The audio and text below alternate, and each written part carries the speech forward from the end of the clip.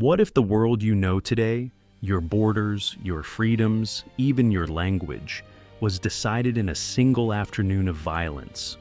Throughout history, a handful of battles changed everything, and the ripple effects of those moments are still shaping your life right now. These are the battles that changed the world forever. Welcome to our countdown of the 10 battles that changed world history. From the plains of Marathon to the beaches of Normandy, these are not merely stories of war. They are turning points, moments when one outcome sent humanity down an entirely different path. Empires rose or crumbled. Freedom was secured or lost for generations. Understanding these battles is not just about the past. It is about understanding why the world looks the way it does today. The borders on your map, the language you speak, the government you live under, all of it traces back to moments like these. Stay with us. This journey is going to be extraordinary. Number 10, Battle of Marathon, the stand that saved Western civilization. It is 490 BC. The most powerful empire on Earth is advancing toward a small Greek city-state with a single objective: domination. King Darius I of Persia had already conquered vast territories. Athens was next. What unfolded on the plains of Marathon was astonishing. Athenian general Miltiades refused to wait for annihilation. Instead, he made a daring tactical decision, thinning his center while strengthening his flanks. When the armies clashed, Persian forces broke through the middle, only to be enveloped and crushed from both sides. The numbers were staggering. Approximately 6,400 Persians dead, compared to just 192 Athenians. But the true victory was far greater. By halting Persia, Athens preserved democracy, philosophy, and the intellectual foundations that would shape the Western world. Think about that the next time you vote. Number 9, Battle of Gaugamela, Alexander's world-changing victory. If Marathon saved Greek civilization, Gaugamela projected it across the known world. Here, a Macedonian king in his 20s destroyed one of history's greatest empires in a single afternoon. Darius III chose a vast plain near modern Iraq, ideal for his massive army, which may have outnumbered Alexander's 3-1. He deployed scythe chariots and war elephants. On paper, the battle seemed decided. Alexander disagreed. Spotting a gap in the Persian line, he led a lightning cavalry charge straight toward Darius. The Persian king fled, and with him went the empire's will to fight. The Achaemenid Empire collapsed. In its wake came the Hellenistic world, Greek language, philosophy, art, and science spreading from Egypt to India, permanently shaping civilization. Number 8, Battle of Hastings, the day England changed forever. Few dates echo through history like 1066. When King Edward the Confessor died without an heir, Harold II seized the throne. William of Normandy claimed it had been promised to him, and he intended to take it. On October 14th, the armies met near Hastings. Harold's forces held the high ground and repelled Norman assaults for hours. Then Harold fell, said to be struck through the eye by an arrow, and English resistance collapsed. The consequences reshaped England forever. Norman French flooded into the language. Feudal systems transformed society. A new ruling class emerged overnight. Without Hastings, the English language and culture would look entirely different today. Number 7, Battle of Tours, the line that held Europe. By 732 AD, Islamic forces had expanded from Arabia across North Africa and into Spain, pushing deep into Western Europe. City after city had fallen.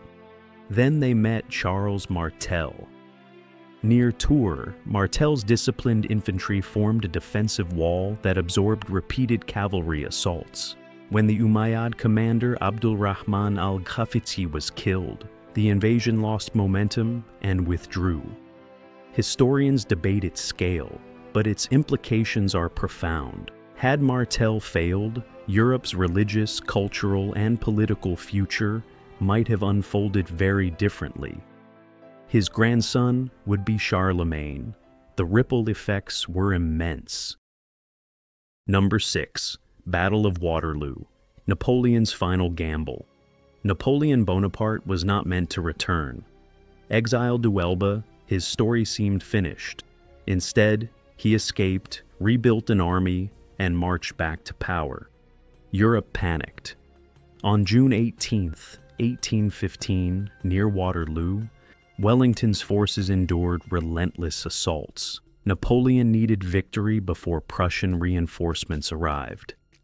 He failed. When Blücher's forces struck the French flank, Napoleon's army collapsed. The aftermath reshaped Europe. The Congress of Vienna established a balance of power that prevented continent-wide war for nearly a century. Not bad for one rainy afternoon. Number 5. Battle of Gettysburg. The turning point of the American Civil War. After 2 brutal years of war, Confederate General Robert E. Lee gambled on invading the North. That gamble ended at Gettysburg. Over 3 scorching days, ferocious combat culminated in Pickett's charge, thousands advancing across open ground into devastating Union fire. It was catastrophic. Lee retreated. The invasion ended. Months later, Abraham Lincoln reframed the war at this battlefield, redefining it around human equality. Gettysburg did not just save the Union, it redirected America's future. Number 4. Battle of Stalingrad. The battle that broke Nazi momentum. Few battles in history consumed lives like Stalingrad. Hitler sought the city for strategic control and symbolic dominance. What followed was brutal urban warfare, room to room, floor to floor. Then Soviet forces launched Operation Uranus, encircling the German Sixth Army.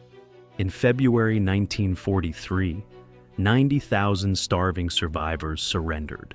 From that moment forward, the war's momentum shifted irreversibly toward Berlin. Number 3. Battle of Midway. The Pacific War turns. 6 months after Pearl Harbor, Japan seemed unstoppable, but American codebreakers had deciphered Japanese plans. When Japan attacked Midway, U.S. carriers were waiting. Within minutes, dive bombers sank 3 Japanese carriers. A 4th followed.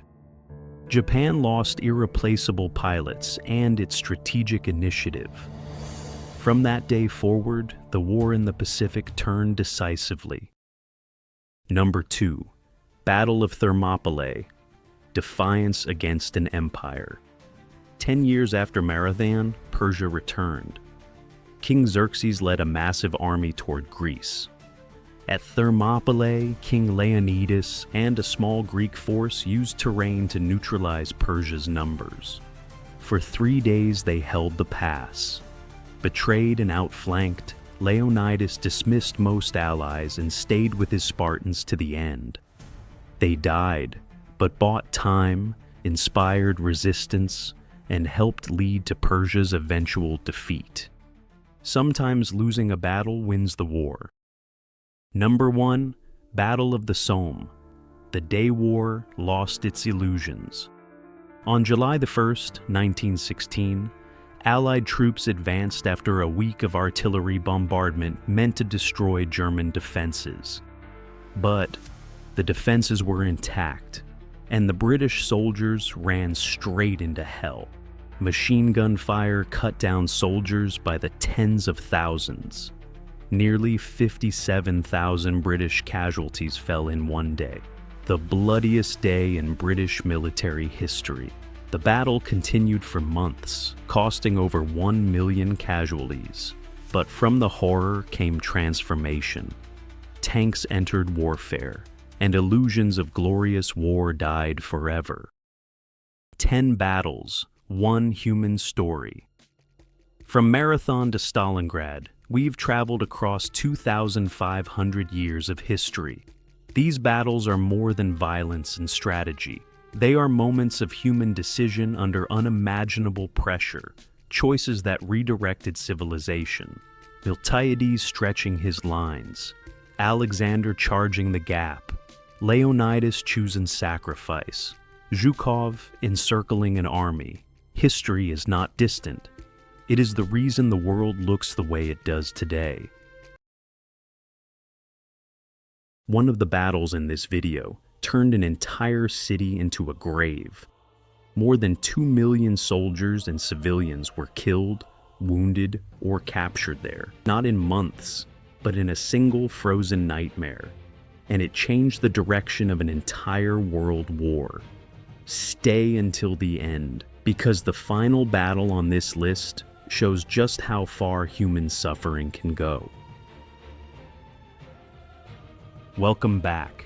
Today we're counting down the top 10 deadliest battles you've probably never truly learned about.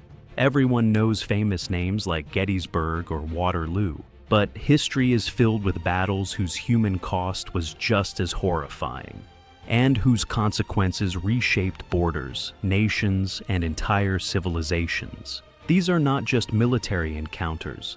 They are moments where strategy, desperation, politics, and human survival collided, from ancient killing fields to industrialized slaughter. This is a journey through the battles that history remembers quietly, but should never forget. Let's begin. Place 10. The Battle of Towton, 1461. The Battle of Towton was fought during England's Wars of the Roses. It took place in the middle of a brutal snowstorm. Visibility was poor. Commanders lost control. Men fought for hours in freezing mud. What followed was one of the bloodiest days in English history. An estimated 20,000 to 28,000 men were killed, a staggering number for medieval warfare. Towton did not just decide a battle. It decided a crown and permanently shifted the balance of power in England. Place 9. The Battle of Antietam, 1862. Antietam remains the bloodiest single day in American history. In just a few hours, nearly 22,000 soldiers were killed, wounded, or went missing. Entire regiments were destroyed in cornfields, farm lanes, and narrow bridges. But the true power of Antietam was political. Its outcome gave Abraham Lincoln the moment he needed to announce the Emancipation Proclamation. A battlefield soaked in blood helped redefine the meaning of the American Civil War. Place 8. The Battle of Chongping, 260 BC. Long before modern warfare, China witnessed one of the deadliest massacres in history. At Chongping, two massive armies of the Qin and Zhao states clashed for months. When the fighting finally ended, more than 400,000 captured soldiers were reportedly executed, not in battle, after surrender. The battle shattered an entire state and accelerated the rise of the Qin Empire, the force that would eventually unify China. This was not simply a victory, it was annihilation as policy. Place 7. The Battle of Gettysburg, 1863. Gettysburg became the turning point of the American Civil War. For 3 days, Union and Confederate armies collided in open fields, ridges, and small towns. More than 51,000 casualties followed. The most infamous moment, Pickett's charge, sent thousands of Confederate soldiers walking into near-certain death. After Gettysburg, the Confederacy would never again carry the war deep into the North. It was not just a battlefield defeat. It was the slow beginning of the end. Place 6. The Battle of Zama, 202 BC. Zama ended one of the most dangerous wars Rome had ever faced. Here, Scipio Africanus finally confronted Hannibal. Hannibal's terrifying war elephants, once unstoppable, were neutralized by disciplined Roman formations and flexible tactics. The result was devastating. Around 20,000 Carthaginian soldiers were killed or captured. Zama destroyed Carthage's power forever and opened the path for Rome to become the dominant force of the Mediterranean. One battle, one empire broken, another just beginning. Place 5. The Battle of Cannae, 216 BC. At Cannae, Hannibal faced an army far larger than his own. What followed became one of the most studied maneuvers in military history. He deliberately allowed the Roman center to push forward, then closed his flanks around them. The Roman army was trapped, crushed, slaughtered.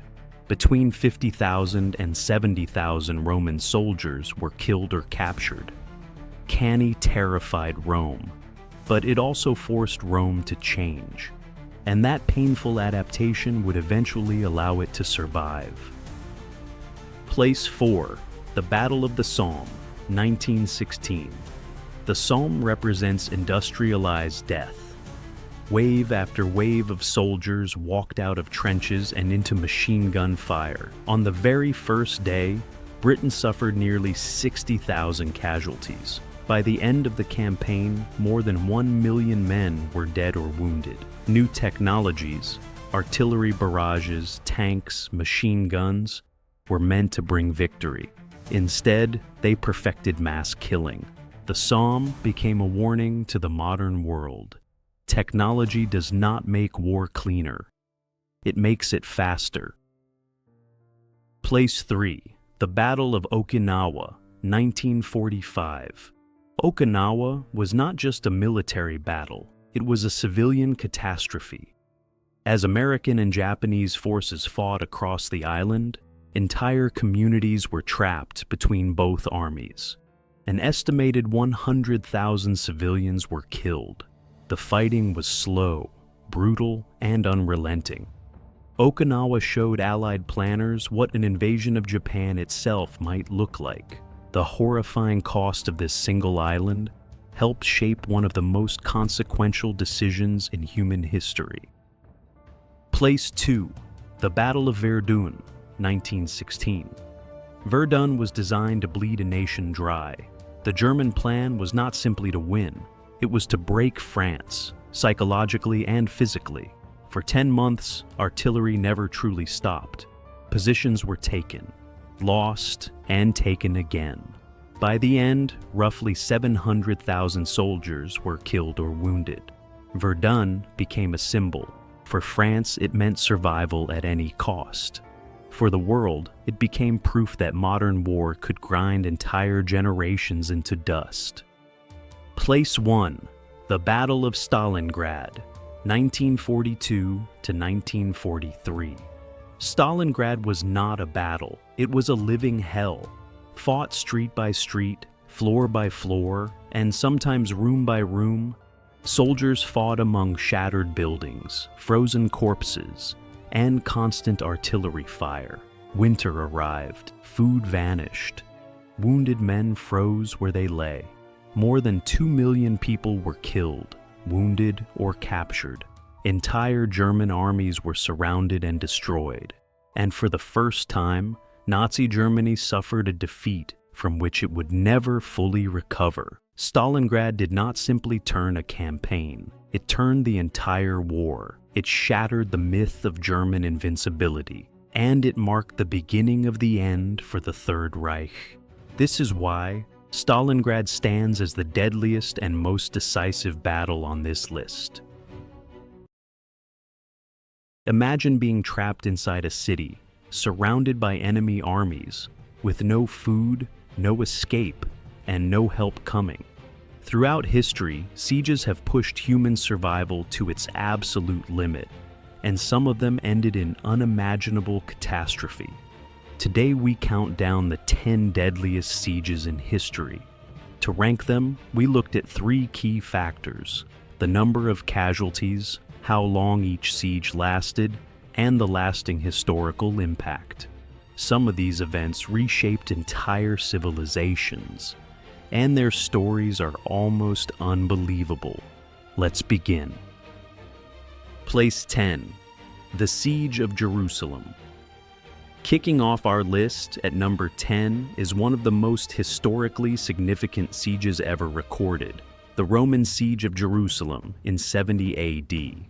Led by the Roman general Titus, this brutal military campaign was launched to crush a Jewish revolt that had been challenging Roman authority across the region. The siege lasted approximately 5 months, and the conditions inside Jerusalem were absolutely horrific. As Roman legions tightened their grip around the city walls, famine and disease spread rapidly among the trapped population. Desperate defenders fought back with everything they had, but the overwhelming Roman military machine proved unstoppable. By the time the city fell, historians estimate that over 1 million people had perished through combat, starvation, and disease. The destruction of the Second Temple, one of the most sacred sites in Judaism, sent shockwaves through the Jewish world that are still felt today. This siege fundamentally reshaped Jewish history and identity forever. Place 9. The Siege of Carthage. Coming in at number 9 is a siege that marked the complete annihilation of one of the ancient world's most powerful civilizations. The Siege of Carthage, fought during the Third Punic War, was Rome's final and most devastating blow against its greatest rival in the Mediterranean. Roman general Scipio Aemilianus led a relentless 3-year campaign against the fortified North African city. Despite being heavily outnumbered and cut off from outside support, the Carthaginian defenders fought with remarkable determination, forcing Roman forces into brutal street-by-street combat through the city's dense urban landscape. The final days of Carthage were absolutely horrific. Buildings were systematically demolished, survivors were either killed or enslaved, and the city was burned to the ground. Estimates suggest around 150,000 people lost their lives during the siege and its aftermath.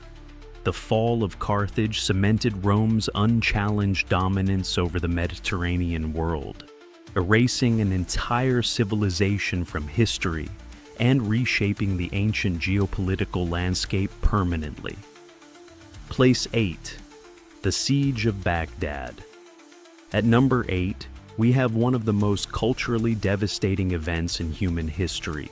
In 1258, Hulagu Khan led a massive Mongol army toward Baghdad, then one of the most magnificent and intellectually advanced cities in the entire world.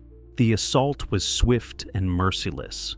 Hulagu's forces overwhelmed Baghdad's defenses within days, and what followed was an orgy of destruction that shocked even the medieval world. The Abbasid Caliph was executed, and Mongol warriors were unleashed upon the city's population without restraint. The death toll from this siege is staggering, with estimates ranging between 200,000 and 800,000 people killed. But perhaps even more tragic was the destruction of the legendary House of Wisdom, a vast library containing centuries of accumulated knowledge in science, philosophy, and literature. Manuscripts were thrown into the Tigris River, turning its waters black with ink. Baghdad's fall effectively ended the Islamic Golden Age, representing an irreplaceable intellectual loss that humanity has never fully recovered from. Place 7. The Siege of Tenochtitlan. Number 7 takes us to the Americas and one of history's most consequential conquests.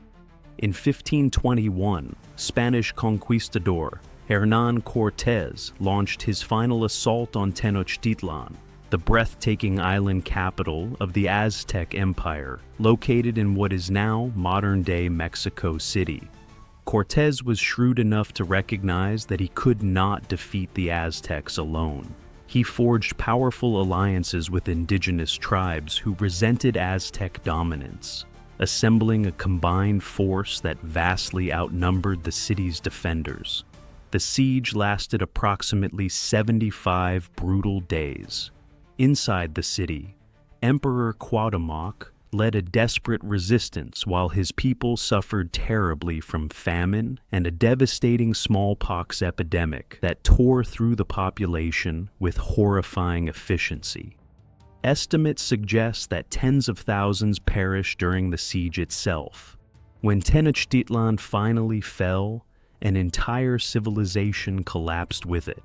This moment marked a dramatic turning point in the Spanish conquest of the Americas, permanently transforming the continent's cultural, political, and demographic landscape forever. Place 6. The Siege of Constantinople. At number 6, we arrive at a siege that truly changed the world. In 1453, the young and ambitious Ottoman Sultan Mehmed II set his sights on Constantinople, the legendary capital of the Byzantine Empire, and one of the most heavily fortified cities ever built. Mehmed brought innovation to the battlefield, deploying enormous cannons including the famous Basilica Cannon, which hurled massive stone balls capable of shattering Constantinople's previously impenetrable walls. The psychological impact alone was devastating.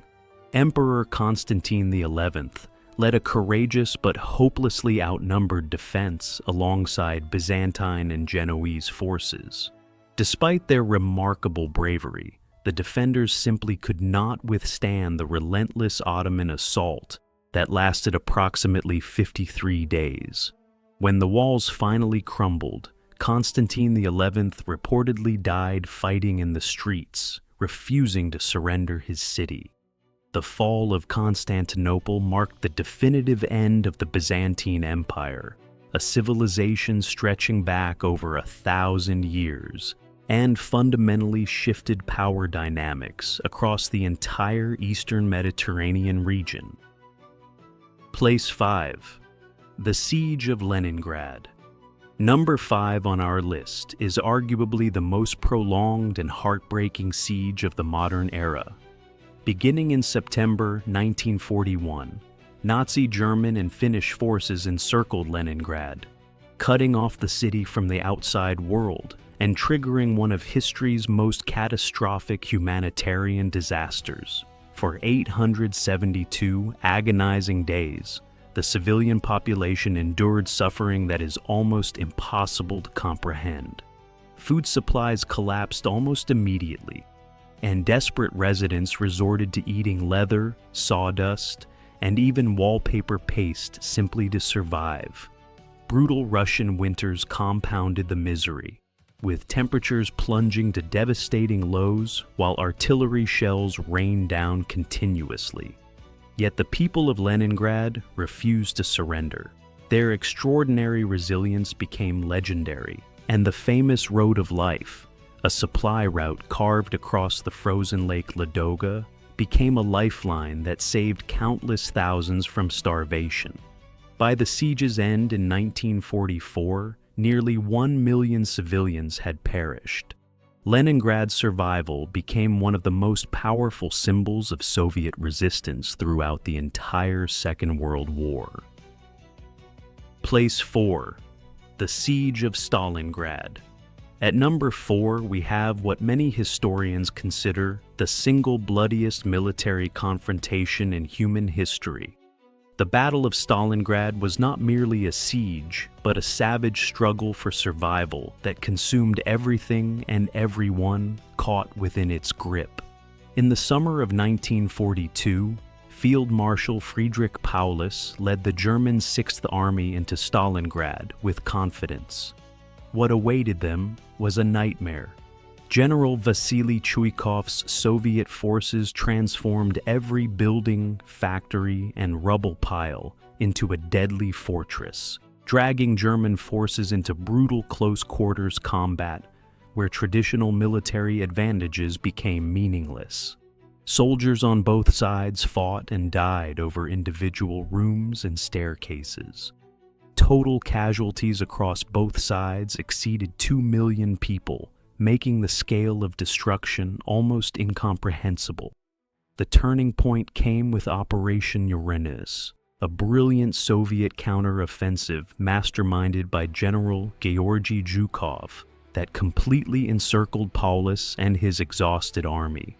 When Paulus surrendered in February 1943, the tide of the entire war had permanently shifted against Nazi Germany. Place 3. The Siege of Xiangyang. Number 3 brings us to one of the longest and most strategically fascinating sieges ever recorded.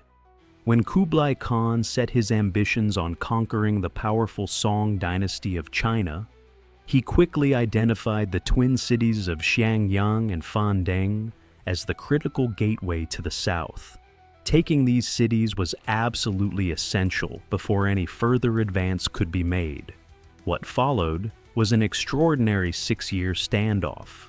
The Song dynasty defenders, led by the remarkably determined commander Lu Wenhuan, refused to yield despite being completely surrounded by overwhelming Mongol forces. Their resilience was nothing short of extraordinary, holding out year after year against one of history's most fearsome military empires. The breakthrough finally came through engineering rather than brute force.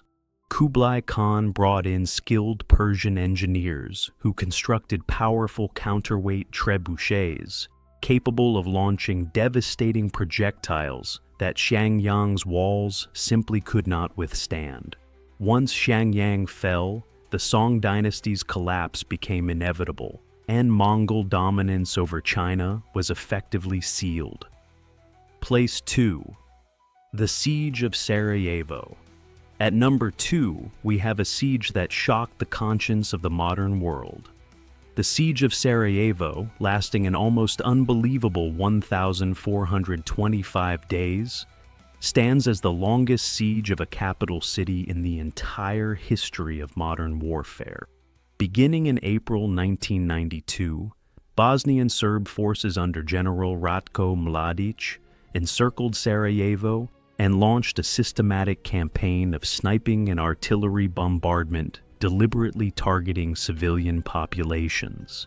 It was a strategy designed to break the city's spirit through pure terror. Residents endured nearly 4 years of constant sniper fire, crippling food shortages, and the complete absence of basic utilities, including electricity and running water. Approximately 13,000 people were killed throughout the siege, including over 5,000 civilians. The international community struggled to respond effectively, with UN peacekeepers largely powerless to stop the carnage. Eventually, NATO airstrikes helped pressure Bosnian Serb forces, and the landmark Dayton Agreement of 1995 finally brought the devastating Bosnian War to its long overdue conclusion. Place 1. The Siege of Tyre. Taking the top spot on our list is a siege that stands as perhaps the greatest demonstration of military determination and engineering genius in all of human history. When Alexander the Great encountered the island fortress of Tyre in 332 BC, most military commanders would have simply moved on. Alexander was not most commanders. Tyre sat half a mile offshore, protected by walls rising 150 feet above the sea. Alexander's audacious solution was breathtaking in its ambition. He ordered the construction of a massive causeway stretching from the mainland directly to the island, an engineering achievement that stunned the ancient world. The Phoenician defenders fought brilliantly, deploying fire ships and innovative countermeasures against Alexander's advancing forces throughout 7 grueling months of combat. When Tyre finally fell, the aftermath was devastating. Approximately 8,000 defenders were killed during the assault. 2,000 survivors were crucified along the shoreline, and 30,000 residents were sold into slavery. Alexander's causeway permanently transformed Tyre from an island into a peninsula, a geographical change that remains visible to this day. And there you have it, our countdown of the top 10 deadliest sieges in human history. From Alexander the Great's breathtaking engineering triumph at Tyre to the heartbreaking suffering endured by the civilians of Leningrad, these events represent some of the most consequential and devastating chapters ever recorded in human civilization. Looking across all 10 sieges, certain powerful themes emerge repeatedly. Human resilience appears everywhere, from the defenders of Shangyang holding out for 6 extraordinary years to the citizens of Sarajevo refusing to surrender their city to terror. We also see how military innovation consistently shaped outcomes, whether through Roman siege engines, Ottoman cannons, or Mongol trebuchets. Most importantly, these stories remind us of the catastrophic human cost that prolonged warfare inflicts upon ordinary people caught in extraordinary circumstances. If you found this video fascinating, please give it a thumbs up and subscribe to our channel for more incredible historical content. Share this video with fellow history enthusiasts, and leave a comment below telling us which siege you found most remarkable. Who were the deadliest warriors to ever walk the earth? The masters of the sword, the kings of the arena, the generals who changed history, and the ancient fighters whose names still echo through time. In this video, we're counting down not just one, but 4 epic top 10 rankings that reveal the greatest combat legends in history. From fearless ancient warriors, to the greatest swordsmen in history, to the most legendary gladiators, and finally the most brilliant generals to ever command armies, this video is a journey through skill, power, strategy, and survival. If you love history, war legends, and larger-than-life figures, you're in the right place. Get ready, because these are the fighters and commanders who didn't just make history, they became legend.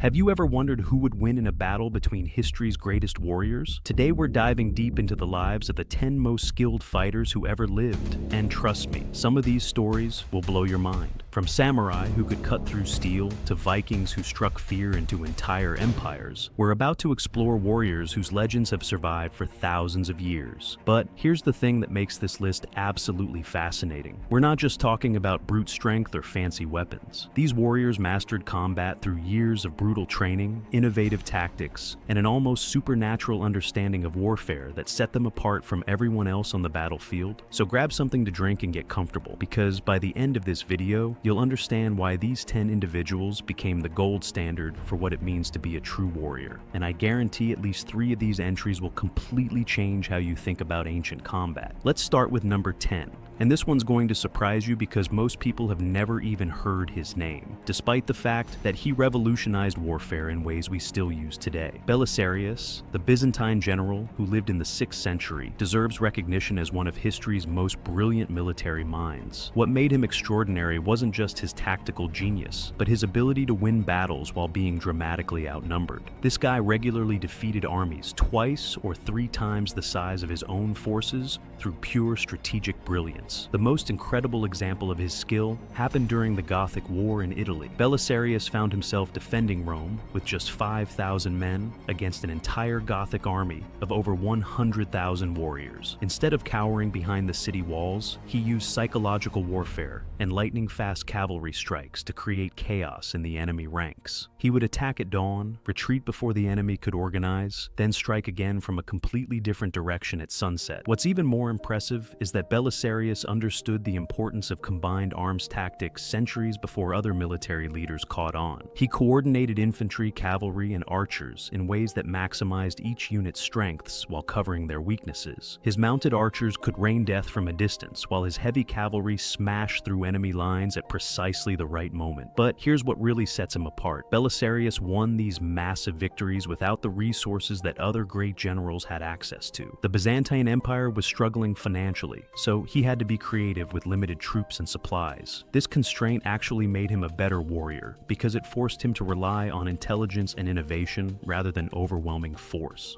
Moving to number 9, we encounter a warrior whose name has become synonymous with tactical brilliance and whose strategies are still taught in military academies around the world. Hannibal Barca earned his place among history's greatest warriors not through individual combat prowess, but through his absolutely devastating effectiveness as a military commander. This Carthaginian general terrified the Roman Empire for over 15 years, and his crossing of the Alps with elephants remains one of the most audacious military maneuvers ever attempted.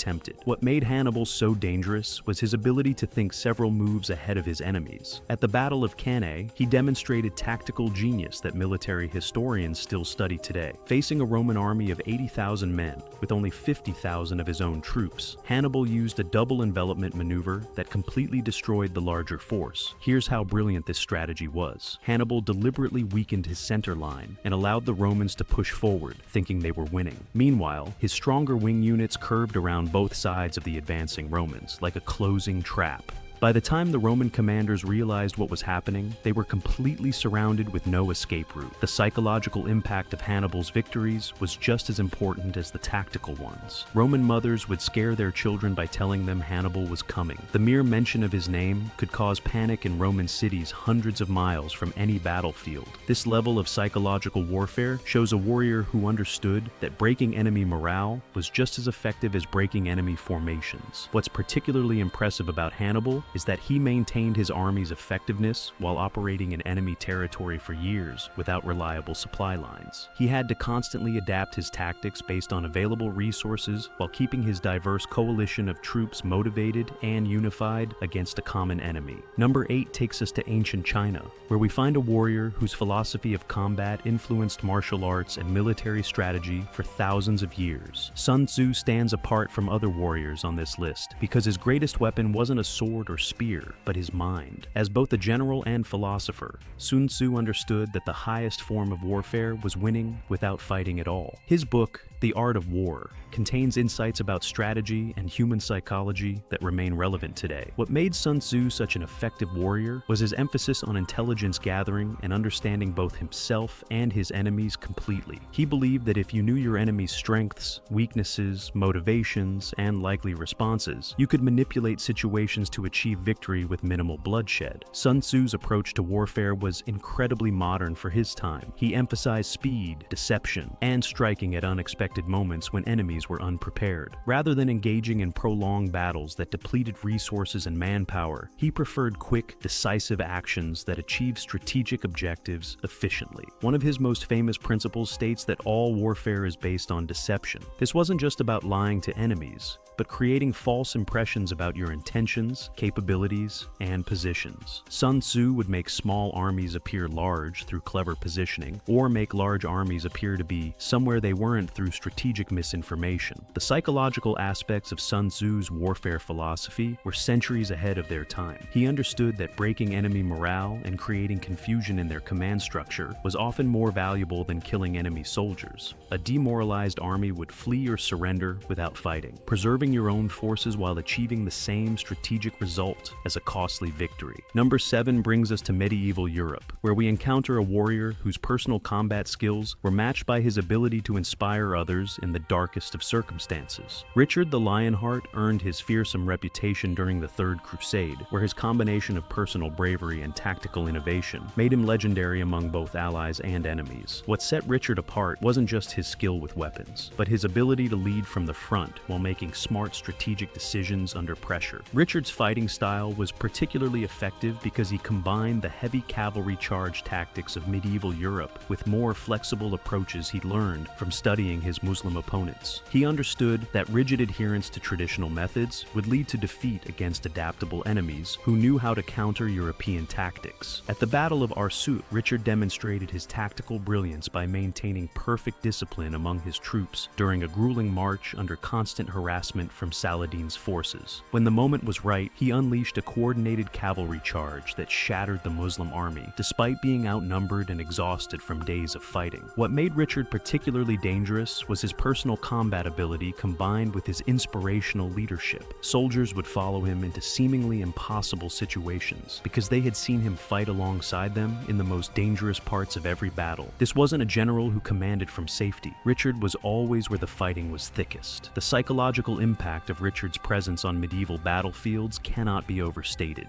Enemy forces would often lose cohesion when they realized they were facing the Lionheart himself. This reputation became a weapon as powerful as his sword, allowing him to achieve victories through intimidation and the enemy's fear of his legendary combat prowess. Moving to number 6, we travel to ancient Macedonia to examine a warrior whose tactical innovations changed the face of warfare permanently. Alexander the Great revolutionized ancient combat through his perfect integration of different military units and his absolutely fearless personal leadership style. What made Alexander extraordinary was his ability to see battlefield opportunities that other commanders missed entirely, then exploit those openings with lightning speed and devastating effectiveness. Alexander's signature tactical formation, the Macedonian phalanx supported by elite cavalry units, was virtually unstoppable when properly executed. The phalanx would fix enemy forces in place with their long spears, while Alexander personally led cavalry charges against vulnerable flanks or weak points in enemy lines. But Alexander's greatest strength was his adaptability to different enemies and terrain. Against Greek city-states, he used traditional formations. Against Persian forces, he modified his tactics to counter their archery and cavalry. In India, he developed new approaches to deal with war elephants and unfamiliar fighting styles. The speed of Alexander's campaigns was unprecedented in ancient warfare. He could move his army across vast distances faster than enemies could organize effective responses. This mobility allowed him to choose when and where battles would occur, giving him tremendous strategic advantages before fighting even began. What really set Alexander apart was his ability to inspire absolute loyalty and courage in his troops. Soldiers would follow him anywhere because they had seen him share their dangers and hardships. Alexander was wounded repeatedly in combat, but never retreated, creating a legend that motivated his men to fight beyond their normal limits. Number 5 takes us to feudal Japan, where we encounter a warrior culture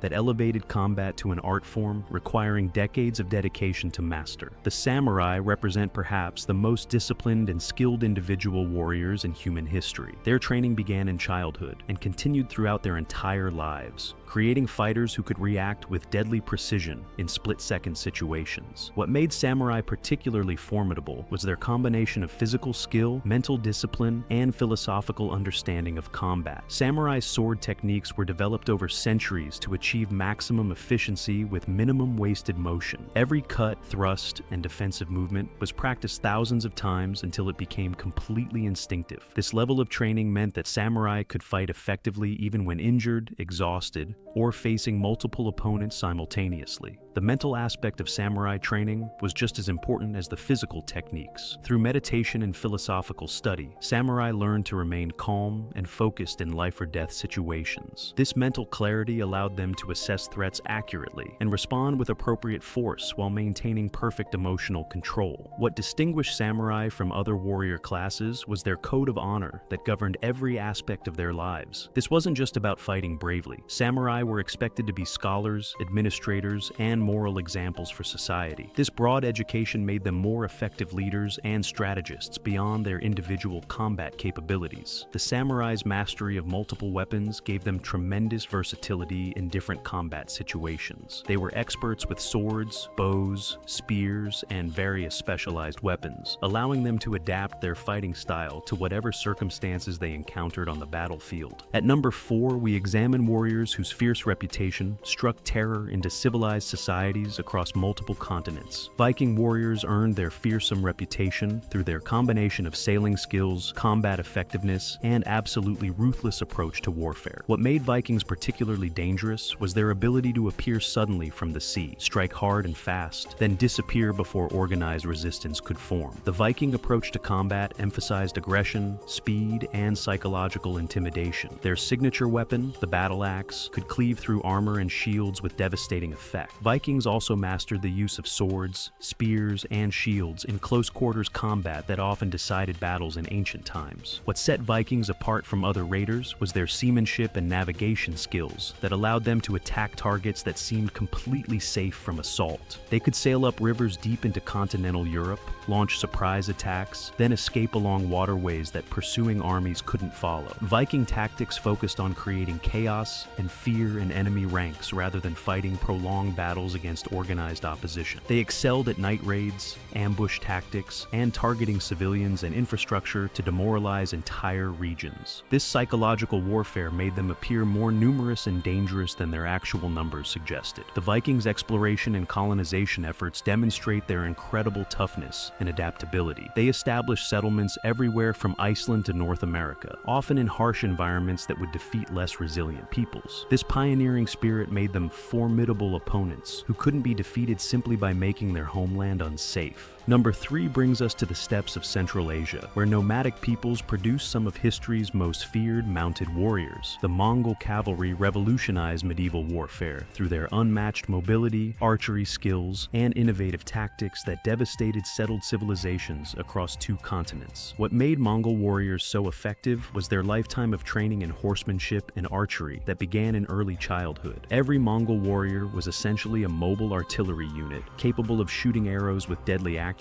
while riding at full gallop. This combination of speed and firepower allowed relatively small Mongol forces to defeat much larger armies by staying mobile and avoiding direct confrontation until enemies were sufficiently weakened. Mongol tactical flexibility was unprecedented in medieval warfare. They could fight as light cavalry skirmishers, heavy shock troops, or dismounted infantry depending on the situation. This adaptability meant that enemies could never predict Mongol behavior or prepare effective countermeasures. The Mongol emphasis on intelligence gathering and psychological warfare gave them tremendous advantages before battles even began. They would spread terror through stories of their cruelty, while simultaneously gathering detailed information about enemy capabilities, weaknesses, and internal divisions they could exploit. What made the Mongols particularly dangerous was their meritocratic military structure that promoted the most capable warriors regardless of their social background. This created an officer corps of exceptional quality that could execute complex coordinated maneuvers across vast battlefields with devastating precision. Our number 2 warrior represents the pinnacle of Spartan military excellence and individual combat prowess. Leonidas demonstrated extraordinary leadership and personal courage at the Battle of Thermopylae, where his tactical positioning and inspirational leadership allowed a tiny force to inflict massive casualties on a vastly superior Persian army. What made Leonidas legendary wasn't just his willingness to die for his principles, but his strategic understanding of how to maximize his force's effectiveness against overwhelming odds. The Spartan military system that produced Leonidas was unlike anything else in the ancient world. From age 7, Spartan boys underwent brutal training that eliminated anyone who couldn't meet their extremely high standards. This selection process created warriors who were physically and mentally superior to opponents from other societies. Leonidas understood that his mission at Thermopylae wasn't to win a traditional victory, but to buy time for Greek city-states to organize their defenses. His tactical positioning in the narrow pass nullified the Persian numerical advantage while maximizing the effectiveness of his heavily armored hoplites. What set Leonidas apart was his ability to maintain unit cohesion and fighting effectiveness even when facing certain death.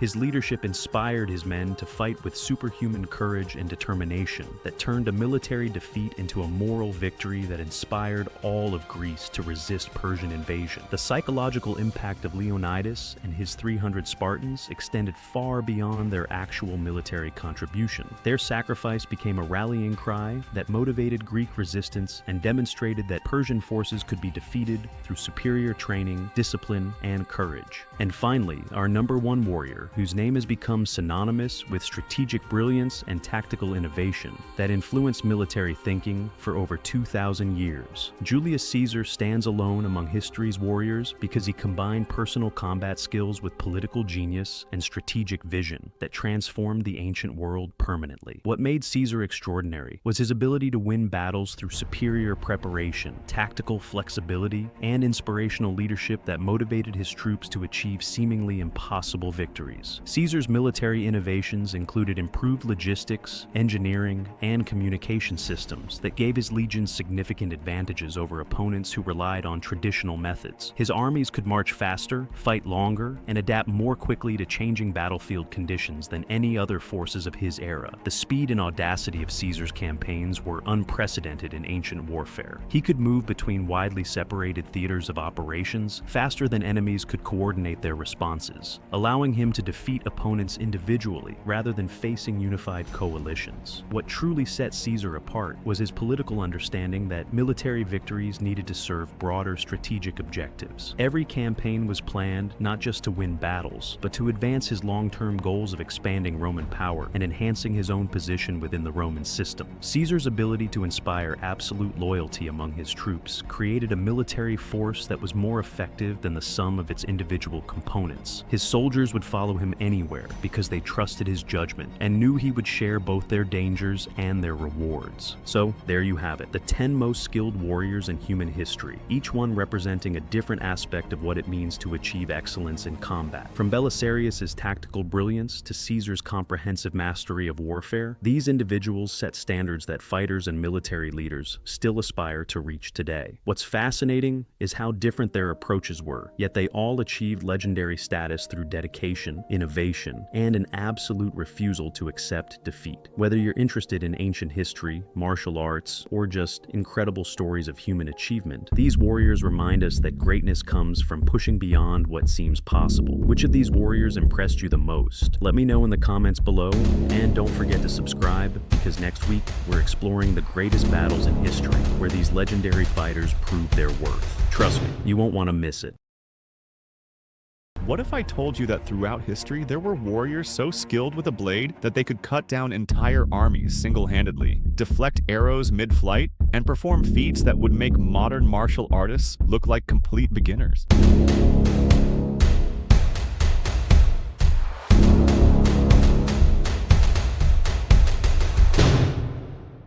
Today, we're diving into the legendary world of the 10 most skilled swordsmen in human history, and trust me, some of these stories will absolutely blow your mind. From samurai who never lost a single duel to knights who carved through battlefields like unstoppable forces of nature, these warriors didn't just master the sword, they redefined what it meant to wield one. And by the end of this video, you'll understand exactly why their names are still whispered with reverence centuries after their deaths. Let's start our countdown at number 10, with a man whose very name struck terror into the hearts of his enemies across medieval Europe. William Marshall wasn't just any knight. He was quite possibly the greatest tournament fighter who ever lived. Born in the 12th century, Marshall participated in over 500 tournaments throughout his career, and never once was unhorsed or defeated. Think about that for a moment. 500 tournaments, 0 losses. But Marshall's skills weren't limited to the tournament grounds. During the Battle of Lincoln in 1217, at the age of 70, this legendary warrior led a cavalry charge that completely routed the French forces. Even in his final years, his sword arm remained as deadly as ever. What made Marshall truly exceptional wasn't just his physical prowess, but his tactical brilliance and unwavering code of honor that earned him the respect of 4 different English kings. Moving to number 9, we encounter a warrior whose story reads like something from an epic fantasy novel. Miyamoto Musashi, the legendary Japanese swordsman, developed his own unique fighting style called Niten Ichi Ryu, which involved wielding 2 swords simultaneously.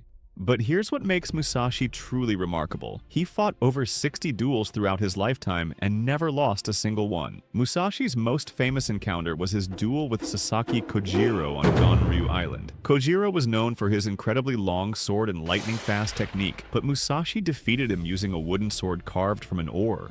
This wasn't just about superior skill, it was psychological warfare at its finest. Musashi understood that victory often came from mental preparation and strategic thinking as much as physical ability. What sets Musashi apart from other swordsmen was his philosophical approach to combat. He wrote extensively about strategy and the warrior's mindset, creating works that are still studied today by martial artists and business leaders alike. His book, The Book of Five Rings, remains one of the most influential treatises on strategy ever written. At number 8, we travel to the Islamic Golden Age to meet Khalid ibn al-Walid, known as Saif Allah al-Maslul, meaning the drawn sword of God. This Arab military commander never lost a single battle in over 100 engagements, earning him a reputation as one of history's most formidable warriors and tacticians. Khalid's swordsmanship was legendary, but what made him truly exceptional was his ability to combine individual combat skills with brilliant battlefield strategy. During the Ridda Wars and the early Islamic conquests, his tactical innovations revolutionized warfare. He pioneered the double envelopment maneuver, a technique so effective that military academies still study it today. What made Khalid's swordsmanship unique was his adaptability. He could seamlessly transition from leading massive cavalry charges to engaging in personal combat, always maintaining the same level of deadly precision. His enemies learned to fear not just his strategic mind, but the sight of his blade cutting through their ranks. Number 7 takes us to ancient Rome, where we find Marcus Claudius Marcellus, a Roman general whose personal combat skills were so renowned that he earned the honor of Spolia Opima not once but multiple times. This was the highest military decoration in Rome, awarded only to commanders who personally killed enemy leaders in single combat. Marcellus didn't just defeat ordinary soldiers, he sought out and killed enemy commanders and kings in personal duels. During the Gallic Wars, he personally slew Britomartis, king of the Gauls, in hand-to-hand combat. His sword technique was described by contemporary historians as both brutally effective and surprisingly elegant, combining the disciplined training of Roman military schools with an almost artistic flair for combat. What made Marcellus truly exceptional was his ability to inspire his troops through personal example. When soldiers saw their general charging into the thick of battle, sword flashing as he cut down enemy leaders, their morale soared to incredible heights. He understood that leadership sometimes meant being the tip of the spear, literally. At number 6, we encounter El Cid, whose real name was Rodrigo Diaz de Vivar. This Spanish knight became a legend during the Reconquista, the centuries-long campaign to reclaim Spain from Moorish rule. What made El Cid truly remarkable wasn't just his skill with a sword, but his ability to earn respect from both Christian and Muslim warriors. El Cid's swordsmanship was characterized by its versatility and power. He was equally deadly whether fighting from horseback or on foot, and his technique adapted seamlessly to face different fighting styles. During the siege of Valencia, he reportedly fought off multiple attackers simultaneously. His sword work so precise and devastating that enemy forces began to retreat at the mere sight of him entering battle. The legend of El Cid grew so powerful that stories claimed he continued to lead his troops into victory even after his death, his body strapped to his horse and his sword still striking fear into enemy hearts. While obviously mythological, these tales speak to the incredible impact his living presence had on medieval battlefields. Number 5 brings us to one of history's most controversial yet undeniably skilled warriors, Vlad the Impaler, also known as Vlad Dracula. While Vlad is more famous for his brutal methods of execution, his personal combat skills were absolutely extraordinary. Trained from childhood in both Ottoman and European fighting techniques, he became a master of multiple sword styles. Vlad's swordsmanship was characterized by its ruthless efficiency and psychological impact. During night raids against Ottoman forces, he would personally lead small groups of elite fighters, his sword cutting through enemy camps with surgical precision. What made his technique truly fearsome was its combination of technical mastery with complete psychological dominance over his opponents. Contemporary accounts describe Vlad's ability to dispatch multiple enemies in rapid succession. His blade work so fast and precise that opponents often fell before they realized they'd been struck. His reputation became so terrifying that entire Ottoman armies would retreat rather than face him in direct combat. At number 4, we meet Richard the Lionheart, whose legendary status as a crusader warrior was built on genuine skill with sword and strategy. Richard's personal combat abilities were so renowned that enemy commanders would actively avoid engaging him in single combat, knowing that such encounters rarely ended well for his opponents. Richard's sword technique combined the brutal power of Norman fighting methods with the refined precision of continental European styles. During the Third Crusade, he repeatedly led charges into Saracen forces, his sword carving paths through enemy lines that his troops could follow. What made Richard exceptional was his ability to maintain perfect technique even in the chaos of massive battles. The most famous demonstration of Richard's skill came during the Battle of Arsuf, where he personally led a cavalry charge that broke Saladin's previously undefeated army. Contemporary chroniclers described his sword work as almost supernatural, each strike finding its mark with deadly precision while deflecting enemy attacks with seeming ease. Number 3 takes us to ancient Macedonia and the court of Alexander the Great, where we find one of history's most underappreciated warriors, Dioxippus. This Greek pancratiast was not only an Olympic champion in wrestling, but also one of the most skilled swordsmen of his era. What made Dioxippus truly exceptional was his demonstration of pure skill over equipment and reputation. The most famous example of Dioxippus's abilities came when he challenged one of Alexander's fully armed Macedonian soldiers to single combat while carrying only a club. The Macedonian warrior was equipped with the finest armor and weapons, but Dioxippus defeated him using only his wooden club and superior technique. This victory demonstrated that true mastery transcends equipment and relies on skill, timing, and tactical thinking. Dioxippus's approach to combat emphasized using an opponent's strength against them, turning their own momentum and aggression into weaknesses. His ability to read combat situations and respond with perfect timing made him virtually unbeatable in personal combat, even when significantly outgunned. At number 2, we encounter perhaps the most famous knight in medieval history, Sir Lancelot. Wait, you might be thinking, wasn't Lancelot just a fictional character from Arthurian legends? While the Arthurian tales are indeed mythological, they were likely inspired by real warriors whose skills were so extraordinary that they became the stuff of legend. The historical figures who inspired the Lancelot legend were probably composite characters based on several exceptional knights from the early medieval period. These warriors demonstrated sword skills so advanced that they seemed almost supernatural to contemporary observers. Archaeological evidence suggests that some medieval warriors did indeed possess technical abilities that far exceeded normal human limitations. What made these proto-Lancelot figures exceptional was their combination of physical prowess, tactical intelligence, and what we might call combat intuition. They could read battles like books, anticipating enemy movements and responding with perfect timing. Their sword technique was characterized by fluid transitions between offense and defense, making them appear to dance through combat while their opponents struggled to keep up. And finally, at number 1, we have the warrior who many historians consider the greatest swordsman who ever lived, Miyamoto Musashi. Wait, didn't we already cover Musashi at number 9?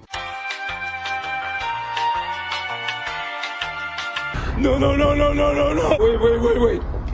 Wait.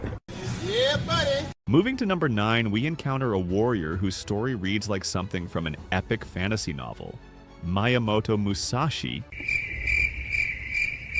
Actually, this is a different perspective on the same legendary figure because Musashi's skills were so extraordinary that he deserves recognition at multiple levels. But let me tell you why Musashi truly earns the top spot. Beyond his perfect duel record and innovative two-sword technique, Musashi revolutionized the very concept of swordsmanship. He didn't just master existing techniques, he created entirely new approaches to combat that influenced martial arts for centuries to come. Musashi's greatest achievement wasn't any single victory, but his systematic approach to understanding combat at a fundamental level. He studied not just sword techniques, but psychology, strategy, timing, and the philosophical underpinnings of conflict itself. His innovations included using unconventional weapons, fighting in unusual environments, and employing psychological tactics that gave him advantages before physical combat even began. What truly sets Musashi apart is that his influence extends far beyond his own era. Modern martial artists, military strategists, and even business leaders study his principles because he understood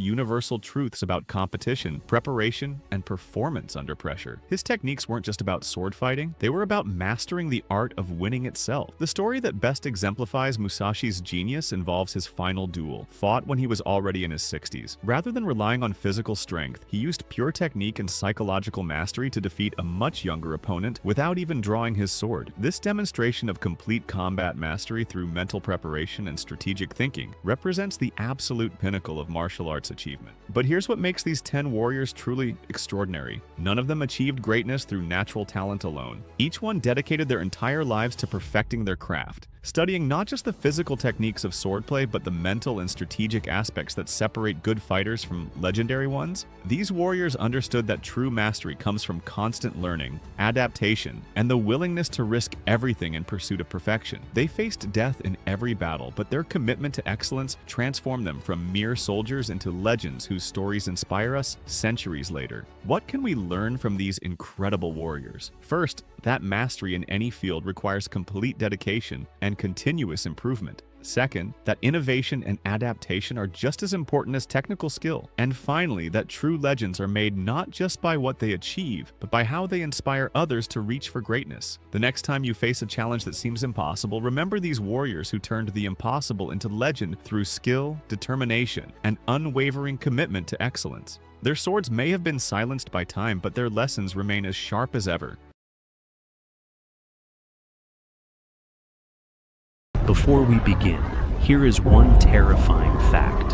The general who will take place number 1 in this video built an empire so vast that its expansion may have caused the deaths of tens of millions of people. Entire cities surrendered without a single battle, simply because his name was approaching. Stay until the end, because the final general on this list changed warfare forever. Welcome back to the channel. Today we're counting down the top 10 most feared generals in ancient history. These were not just brilliant commanders. They were men whose very presence on the battlefield could break morale, shatter alliances, and decide the fate of entire civilizations. From legendary last stands to impossible victories against overwhelming odds. This is a journey through fear, power, and military genius. Let's begin. Leonidas, the warrior king of Sparta, became a symbol of defiance during the Persian invasion of Greece. At Thermopylae, he stood with just 300 Spartans and a small force of Greek allies against one of the largest armies the ancient world had ever assembled. Leonidas knew he would not survive, but his goal was never victory. It was time. By holding the narrow mountain pass, he delayed the Persian advance and gave Greece the chance to unite. The fear Leonidas created was not fear of brutality. It was fear of a people who would rather die than surrender. His sacrifice turned a hopeless stand into a legend that still echoes through military history. Ramses the Great ruled Egypt at the height of its power. He was not only a king, he was a master of image, propaganda, and psychological dominance. At the massive Battle of Kadesh against the Hittites, Ramses commanded thousands of chariots in one of the largest chariot battles ever recorded. Although the battle itself ended in a stalemate, Ramses returned to Egypt and transformed the story into a glorious victory. Monuments, inscriptions, and temples portrayed him as an unstoppable warrior king. To Egypt's enemies, Ramses was not just a military threat. He was a living symbol of imperial power. Cyrus the Great built the foundations of the Persian Empire, one of the largest and most stable empires the ancient world had ever known. What made Cyrus truly feared was not cruelty, but control. He defeated powerful kingdoms like Media, Lydia, and Babylon with disciplined armies and carefully planned campaigns. Yet, unlike many conquerors, Cyrus allowed defeated peoples to keep their religions, traditions, and local leaders. His armies were feared on the battlefield, but his rule was respected after victory. This balance between force and tolerance made resistance almost impossible. To the Roman world, Attila was not simply an enemy general. He was a nightmare. His fast-moving armies devastated large parts of Eastern and Western Europe during the 5th century. Cities were burned, populations fled in terror, and Roman diplomats paid enormous sums just to delay his attacks. Attila united multiple nomadic tribes under one banner and turned them into a terrifying mobile war machine. The Romans would come to call him the Scourge of God, a title born from pure fear.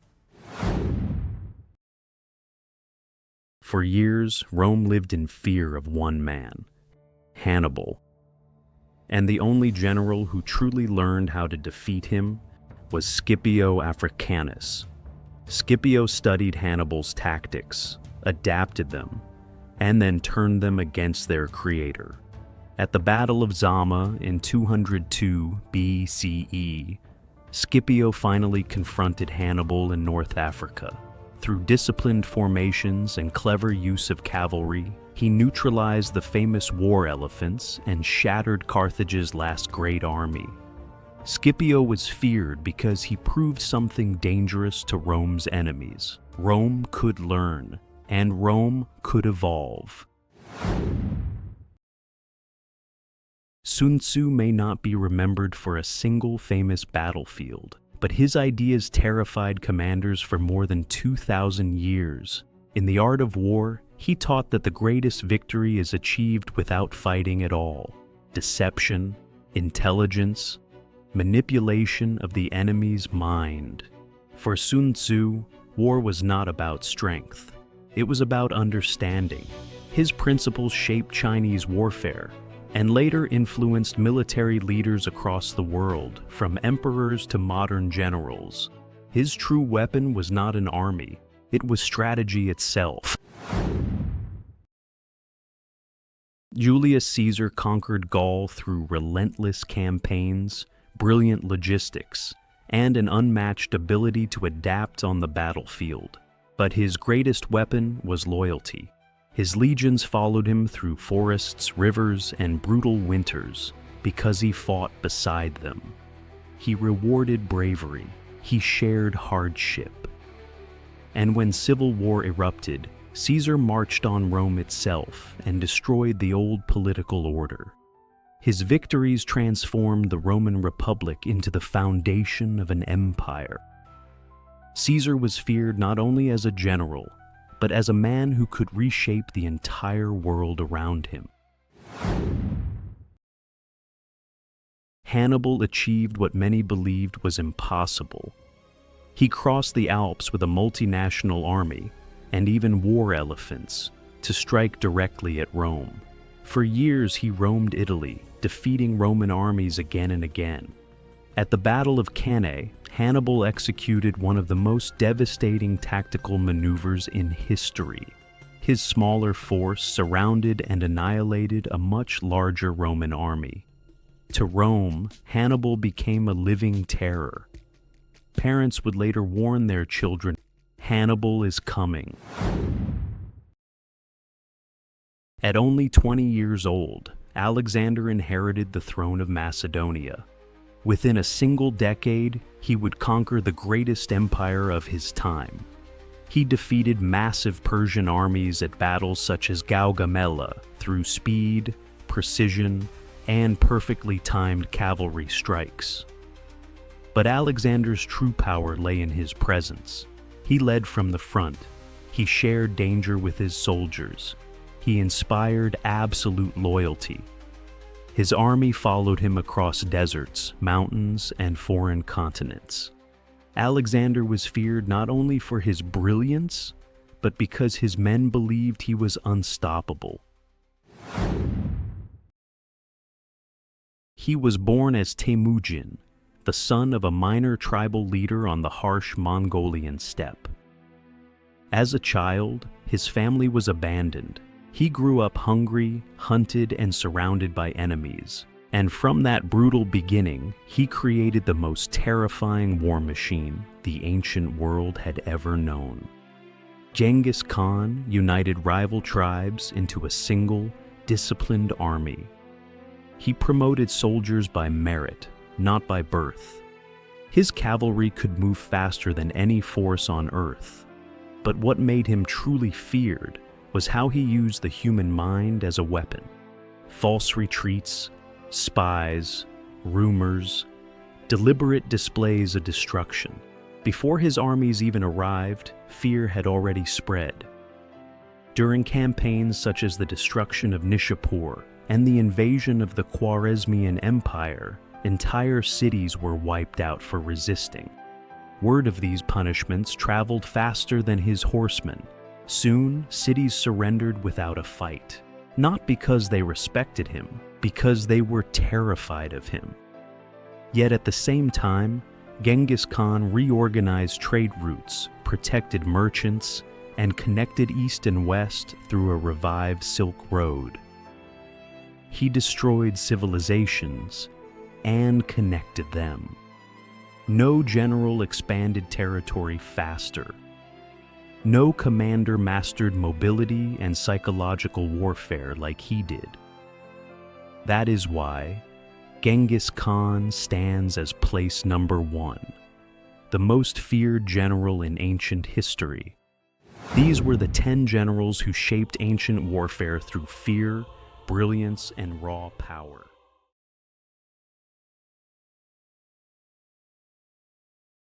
He wasn't born a legend. He wasn't even born free. Yet one gladiator would rise from chains to challenge the most powerful empire on Earth, and his name would echo through history. Welcome to our thrilling exploration of the deadliest gladiators of ancient Rome. In this video, we step into the roaring arenas where warriors fought for glory, survival, and sometimes freedom. Gladiators were more than fighters. They were symbols of strength, discipline, and brutal spectacle. Their battles captivated the Roman world and turned some men into living legends. Today we'll uncover 10 of the most formidable gladiators to ever enter the arena. From their relentless training to their most legendary battles, we explore the feats that earned them fame and the legacies they left behind. Whether you're passionate about history or simply fascinated by the brutal world of the Roman games, stay with us as we reveal the stories behind the top 10 deadliest gladiators in history. What is a gladiator? A gladiator was a trained combatant in ancient Rome who fought for public entertainment, often inside massive arenas such as the Colosseum. Most gladiators were slaves, prisoners of war, or condemned criminals, though some volunteered, drawn by the promise of fame, fortune, or redemption. Their purpose was to entertain the crowds through intense and often brutal combat, demonstrating skill, endurance, and courage. Gladiators trained in specialized schools known as ludi, where discipline was strict and daily life was harsh.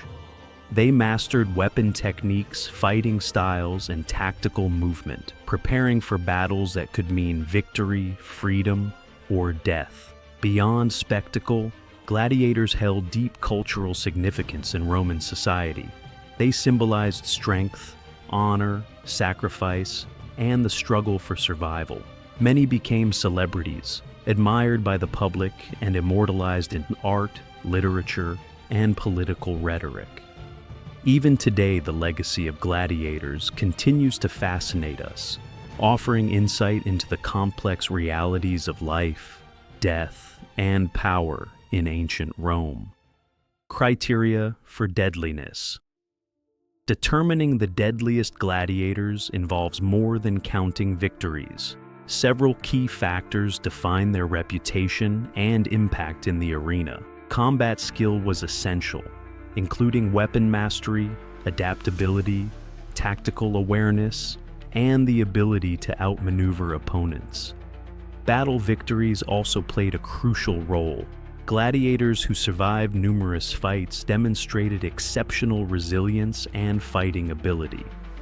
Historical records, inscriptions, and accounts from Roman historians provide valuable evidence of their achievements and reputations. Public perception was equally important. Gladiators who captured the imagination of the crowd often became legends, celebrated for their bravery and spectacle as much as their skill. Together, these elements help us understand what made certain gladiators stand out as the deadliest warriors of their time. Place 10. Spartacus. Spartacus was a Thracian gladiator who rose from slavery to become one of history's most iconic figures.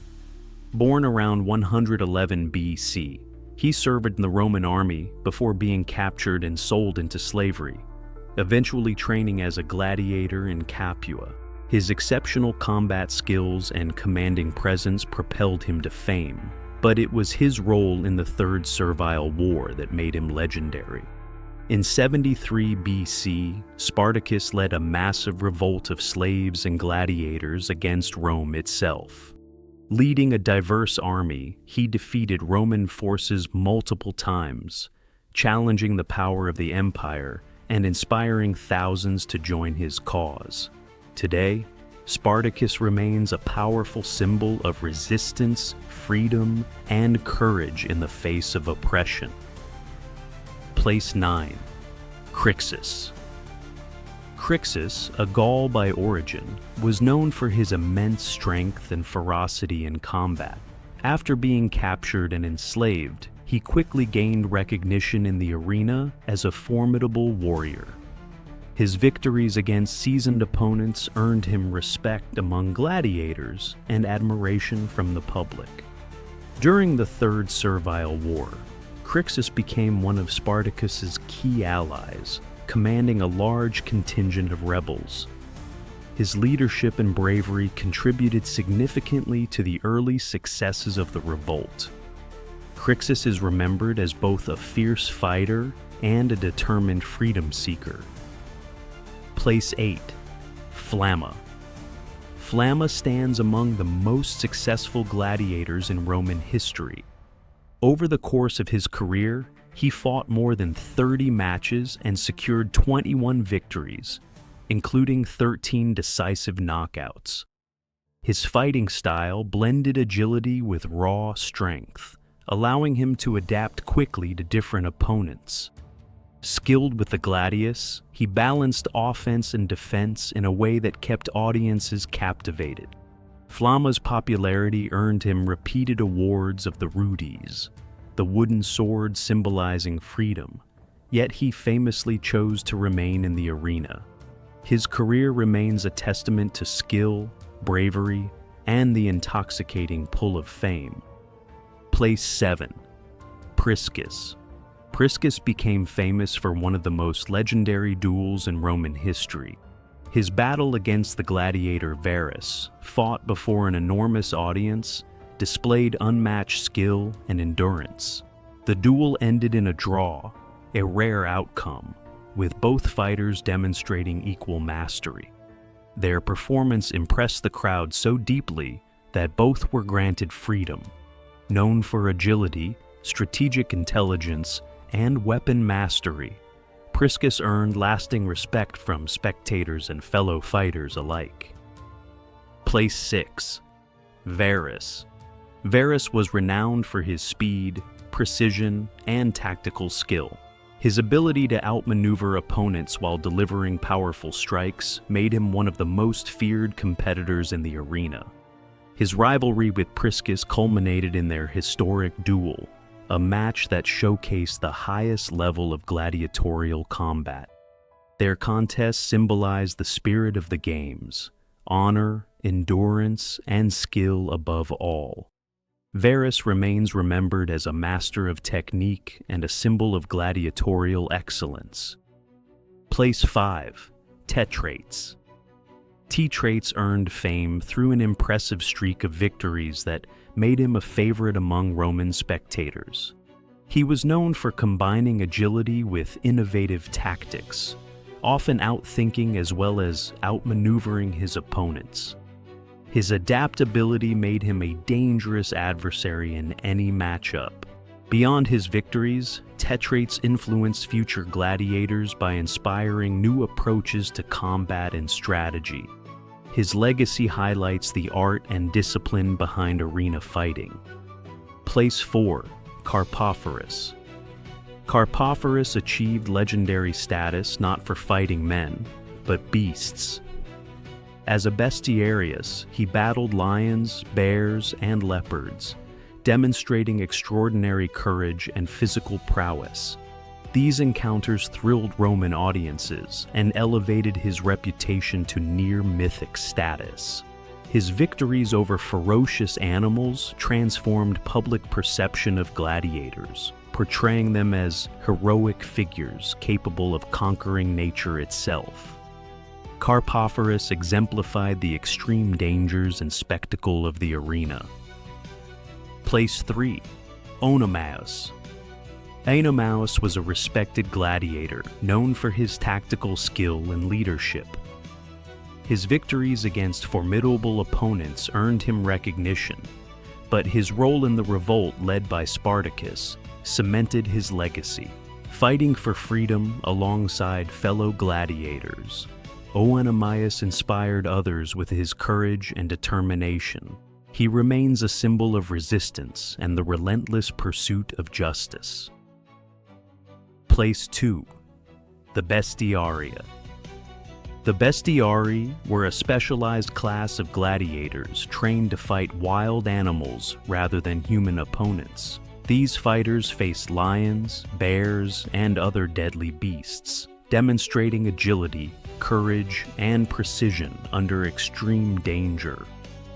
Their battles captivated Roman audiences and symbolized humanity's struggle against the forces of nature. Some, like Carpophorus, achieved legendary status through these deadly encounters, elevating the role of bestiarii in the spectacle of the games. Place 1. The Ultimate Gladiator. The title of history's deadliest gladiator is most often associated with Spartacus.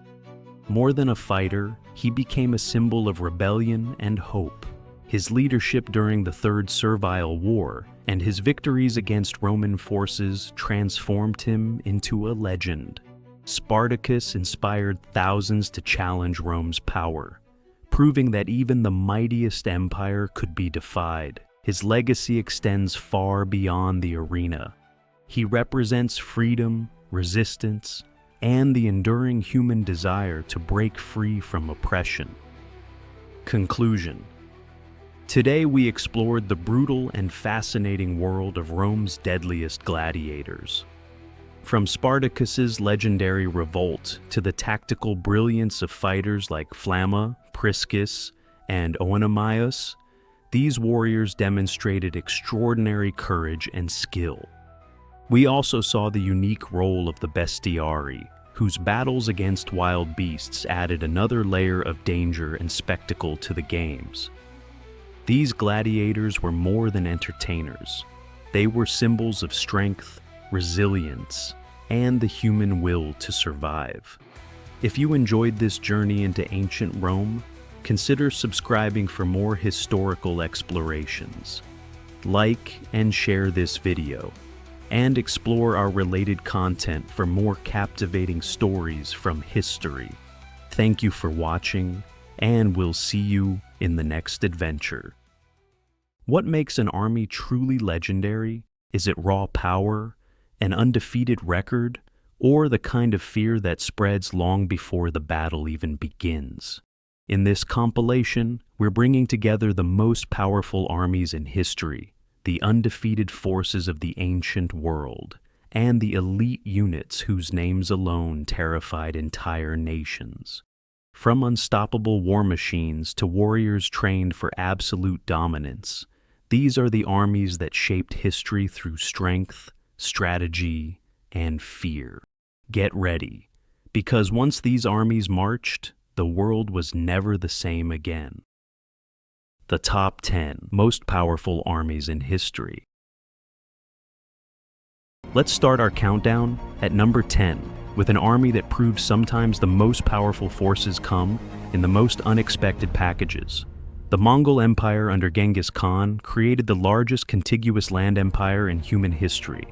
And their military success came from a combination of mobility, discipline, and sheer tactical brilliance that their enemies simply couldn't match. What made the Mongol army so devastating wasn't just their famous horseback archery, though that was certainly part of it. These warriors grew up in the saddle, learning to shoot arrows with deadly accuracy while riding at full gallop across the steppes of Central Asia. But the real secret to their success was their organizational structure and adaptability. Unlike many armies of their time that relied on rigid formations, the Mongols operated in flexible units that could adapt to any battlefield situation. The psychological impact of facing a Mongol army cannot be overstated. They perfected siege warfare, incorporated Chinese gunpowder technology, and used intelligence networks that would make modern spies jealous. When cities surrendered without a fight, the Mongols were often merciful. When they resisted, the consequences were so severe that word spread across continents, often causing future targets to surrender before the first arrow was even fired. Moving to number 9, we encounter the Roman legion at its peak during the height of the Roman Empire. These weren't just soldiers. They were the backbone of a military machine that dominated the Mediterranean world for centuries. The Roman legion combined professional training, standardized equipment, and engineering capabilities that allowed them to build roads, bridges, and fortifications wherever they marched. What set Roman legions apart was their incredible discipline and organization. Every soldier knew his role, every formation had a purpose, and every campaign was planned with meticulous attention to detail. The Romans didn't just conquer territories, they built infrastructure that lasted centuries. Their military engineering was so advanced that some Roman roads and bridges are still in use today, over 2,000 years later. The Roman military system was revolutionary because it treated warfare as a profession rather than just a temporary calling. Legionaries served for 25 years, becoming veteran warriors who could handle any battlefield challenge. This professionalization meant that Roman armies maintained their effectiveness across generations, creating a military tradition that could adapt to new enemies and incorporate new technologies while maintaining their core strengths. At number 8, we find the Macedonian army under Alexander the Great, a force that achieved something many military historians consider impossible. They conquered most of the known world in just 13 years. Alexander inherited a military machine from his father Philip, but he transformed it into something that could defeat armies 10 times larger than his own. The secret weapon of Alexander's army was the Macedonian phalanx combined with his famous companion cavalry. This tactical system created a perfect balance between defensive stability and offensive striking power. The phalanx would hold enemy forces in place with their 18-foot spears, while Alexander himself would lead cavalry charges that shattered enemy lines at precisely the right moment. But Alexander's greatest military asset wasn't his tactics or his weapons. It was his ability to inspire absolute loyalty and courage in his soldiers. His men followed him from Greece to India, through deserts and over mountains, because they believed in his vision of conquest. This psychological element transformed a relatively small Macedonian army into a force that could defeat the massive armies of the Persian Empire. Number 7 brings us to the Ottoman Empire's Janissary Corps, an elite military unit that dominated European and Middle Eastern battlefields for over 3 centuries. These weren't typical medieval soldiers. They were professionally trained, equipped with the latest military technology, and organized with a level of discipline that shocked their European enemies. The Janissaries were unique because they were recruited as children, converted to Islam, and raised specifically to be elite soldiers. This created a military caste that had no divided loyalties and was completely dedicated to the Sultan and the empire. Their training was rigorous, their equipment was standardized, and their tactics evolved constantly to incorporate new technologies like firearms and cannons. What made the Ottoman military system so powerful was its combination of traditional Islamic warrior culture with innovative military organization. The Janissaries were supported by Sipahi cavalry, skilled engineers, and a sophisticated logistics system that could supply armies across vast distances. This allowed the Ottoman Empire to maintain military pressure on multiple fronts simultaneously, from the gates of Vienna to the Indian Ocean. At number 6, we encounter Napoleon's Grande Armée, a military force that revolutionized European warfare and came closer than any army in history to achieving total dominance over the continent. Napoleon didn't just command an army. He created a military system that combined revolutionary tactics, innovative logistics, and inspirational leadership that turned ordinary French citizens into some of history's most effective soldiers. The Grande Armée's strength came from Napoleon's revolutionary approach to warfare. He abandoned the slow, methodical tactics of 18th century armies in favor of rapid movement, concentrated force, and decisive battles. His soldiers could march faster and fight harder than any army in Europe because Napoleon had solved the logistical problems that limited other military forces. Napoleon's military innovations extended far beyond tactics. He created a merit-based promotion system that meant talented soldiers could rise to become marshals regardless of their birth. This created a military culture where every soldier believed he could achieve greatness through skill and courage. The psychological impact of this system was enormous. Napoleon's soldiers fought with an intensity and dedication that their enemies simply couldn't match. Number 5 brings us to the Persian immortals under Cyrus the Great and his successors, an elite unit that formed the backbone of the largest empire the ancient world had ever seen. These 10,000 warriors earned their name because their ranks were immediately filled whenever casualties occurred, making them appear immortal to their enemies. The Persian military system was revolutionary because it combined different fighting styles and cultures into a cohesive whole. The immortals served as heavy infantry, but they were supported by cavalry from different regions of the empire, archers from various cultures, and siege specialists who incorporated technology from across the known world. This diversity became a strength because Persian armies could adapt to any enemy and any terrain. What made the Persian Empire's military so powerful was its scale and organization.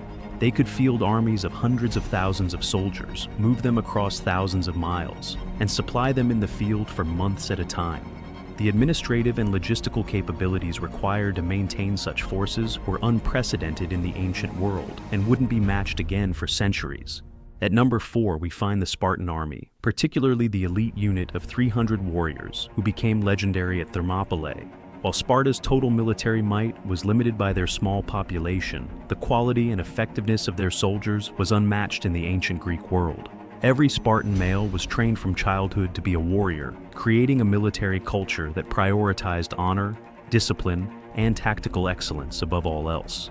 The Spartan military system was unique because it created professional soldiers in an age when most armies were composed of part-time farmers and craftsmen. Spartan warriors spent their entire adult lives training and fighting, developing skills and unit cohesion that allowed them to defeat much larger armies.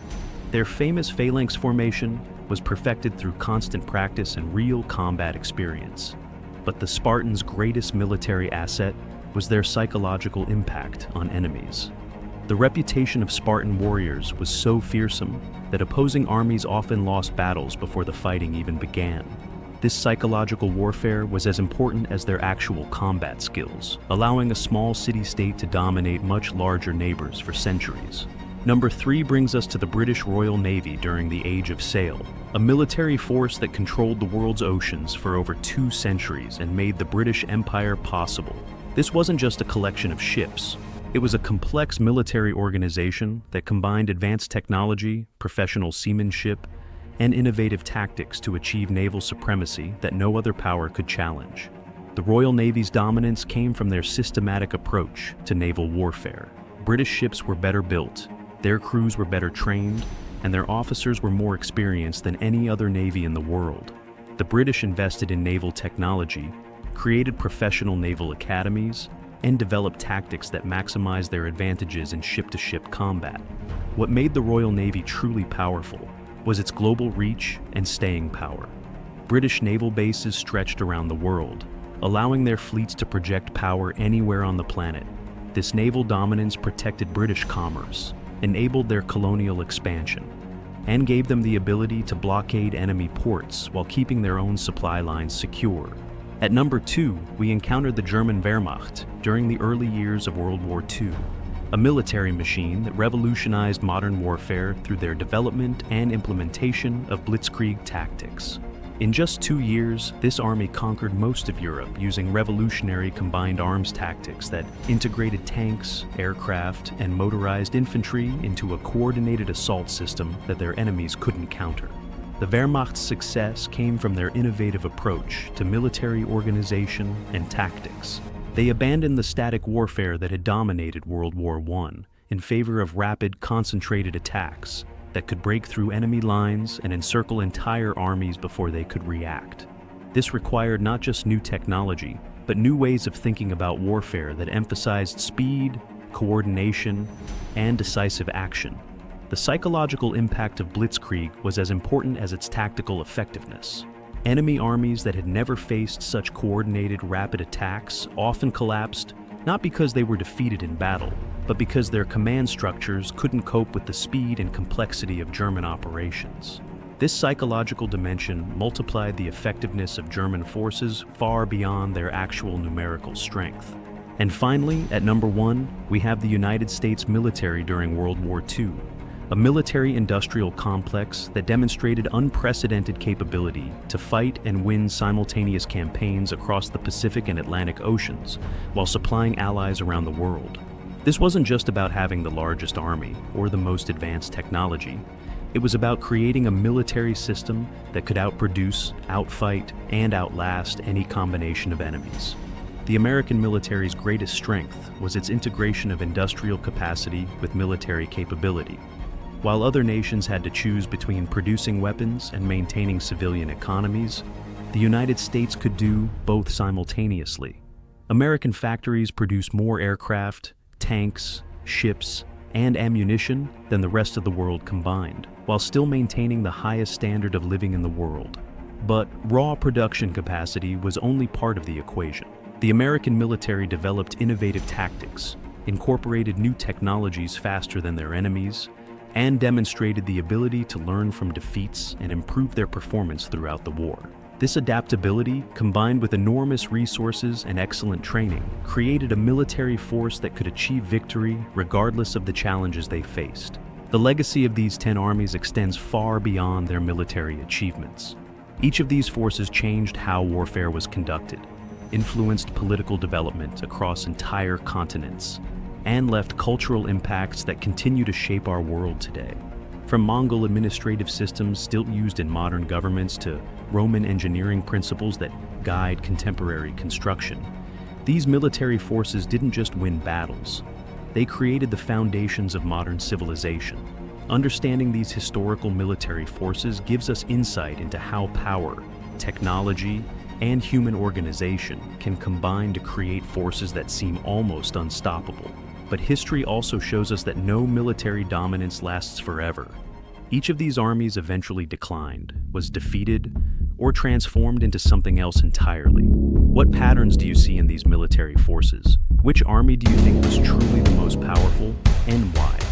Let me know in the comments below, and don't forget to subscribe for more deep dives into the forces that shaped human history. The top 10 most feared ancient elite units. Place 10, the Agema of Macedon. Kicking off our countdown, at number 10, we have the Agema of Macedon, one of the most disciplined and feared elite units in the ancient world. Serving as the personal royal bodyguard of Alexander the Great himself, these warriors were not simply ceremonial protectors. They were frontline combat specialists who fought alongside their king in some of history's most decisive battles. Handpicked from the finest Macedonian cavalry, the Agema represented the absolute peak of military excellence during the 4th century BC. Their training was relentless, their loyalty unquestionable, and their battlefield performance consistently devastating to any enemy force that dared stand against them. At the legendary Battle of Gaugamela in 331 BC, the Agema played a crucial role in shattering the massive Persian army of Darius III, helping Alexander secure one of history's most remarkable military victories. What earned them their place on this list was their combination of elite skill, unwavering discipline, and their direct contribution to conquests that reshaped the entire ancient world permanently. Place 9, the Varangian Guard of the Byzantine Empire. Coming in at number 9, we have the legendary Varangian Guard, a unit so fearsome and so loyal that Byzantine emperors trusted them with their very lives. What made this elite force truly unique was its composition. These were not native Byzantine soldiers. They were fierce Norse and Anglo-Saxon warriors recruited from the frozen lands of Scandinavia and Northern Europe. Established around 988 AD under Emperor Basil II, the Varangian Guard quickly earned a terrifying reputation across the Mediterranean world.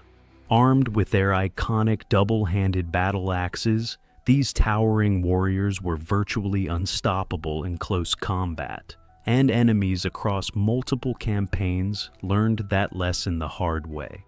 Beyond battlefield dominance, the Varangian Guard served as the personal protectors of Byzantine emperors, defending them against assassination attempts and internal revolts with absolute ferocity and unwavering dedication. What places them firmly at number 9 on our list is their extraordinary combination of raw Norse fighting power, battlefield versatility across different terrains, and a legendary loyalty that made them the most trusted warriors in the entire Byzantine Empire. Place 8, the Sacred Band of Thebes. Landing at number 8 on our countdown is one of the most fascinating and unique elite units in all of ancient history, the Sacred Band of Thebes. Formed around 378 BC in the Greek city of Thebes, this extraordinary force consisted of exactly 300 soldiers, paired together in a bond that went far beyond ordinary military brotherhood. What made the Sacred Band truly revolutionary was their tactical brilliance combined with an unbreakable psychological commitment to one another. These warriors fought not just for glory or their city, but for each other, creating a unit cohesion that was virtually unmatched in the ancient world. Their greatest moment came at the Battle of Leuctra in 371 BC, where they accomplished something that seemed utterly impossible at the time. They decisively defeated the Spartan army, a force that had been considered completely unbeatable for generations across the Greek world. This stunning victory shattered Spartan military dominance forever, and proved that tactical innovation combined with extraordinary unit cohesion could overcome even the most feared conventional military power in ancient history. Place 7, the cataphract heavy cavalry of the Parthian Empire. Charging into position at number 7, we have the cataphract heavy cavalry of the Parthian Empire, quite possibly the most visually terrifying military force in the entire ancient world. Imagine an unstoppable wall of steel thundering toward you at full speed, with both horse and rider completely encased in overlapping metal armor from head to toe. These were not ordinary cavalry units. Cataphracts were specifically engineered weapons of war, designed to smash through enemy formations with devastating force while remaining virtually impervious to conventional weapons. Their powerful war horses were bred specifically for strength and endurance, capable of carrying enormous combined weights while maintaining battlefield effectiveness. Their most defining moment came at the Battle of Carrhae in 53 BC, where they delivered one of Rome's most catastrophic military defeats in history. The Roman legions of Marcus Licinius Crassus were completely annihilated, with over 20,000 Roman soldiers killed and thousands more captured. This humiliating defeat demonstrated to the entire ancient world that the cataphract heavy cavalry possessed a unique combination of armor, speed, and overwhelming firepower that made them virtually unstoppable against even Rome's legendary military machine. Place 6, the 10,000 immortals of the Persian Empire. Stepping onto the battlefield. At number 6, we have one of the most legendary and psychologically intimidating elite units in all of ancient history, the 10,000 immortals of the Persian Empire. Serving as the royal guard of the mighty Achaemenid kings, including the great Darius I and the ambitious Xerxes I.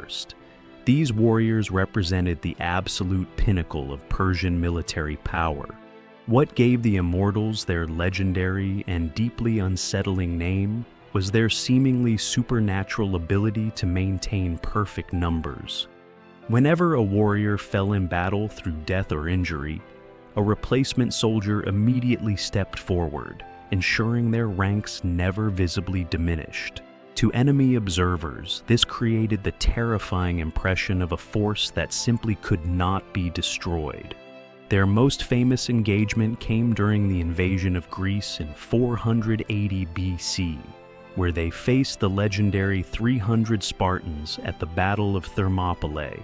Despite their overwhelming numerical advantage, the narrow mountain pass neutralized their superior numbers significantly. Nevertheless, their unwavering discipline, magnificent appearance, and absolute loyalty to the Persian throne cemented their fearsome reputation across the entire ancient world permanently. Place 5. The Spartan Hippes, Royal Guard. Marching powerfully into our top 5 at number 5, we have the legendary Spartan Hippes, arguably the most culturally iconic elite military unit in all of ancient history. Selected exclusively from Sparta's finest warriors, these 300 exceptional soldiers served as the personal royal bodyguard of the Spartan kings, representing the absolute peak of what the brutal agoge training system could produce. The agoge itself was already one of the most punishing military training programs ever devised in human history. Young Spartan boys entered this system at just 7 years old, enduring years of physical punishment, starvation, combat training, and psychological hardening. The hippies were the survivors who rose above even those extraordinary standards. Their defining moment came at the Battle of Thermopylae in 480 BC, where they stood shoulder to shoulder with King Leonidas I against the massive Persian army of Xerxes I. Facing odds that were essentially impossible, they chose death over surrender. This breathtaking display of courage, discipline, and absolute dedication to Spartan ideals transformed the Hippes from an elite military unit into an eternal symbol of warrior excellence that still resonates powerfully throughout modern culture today. Place 4. The Praetorian Guard of the Roman Empire.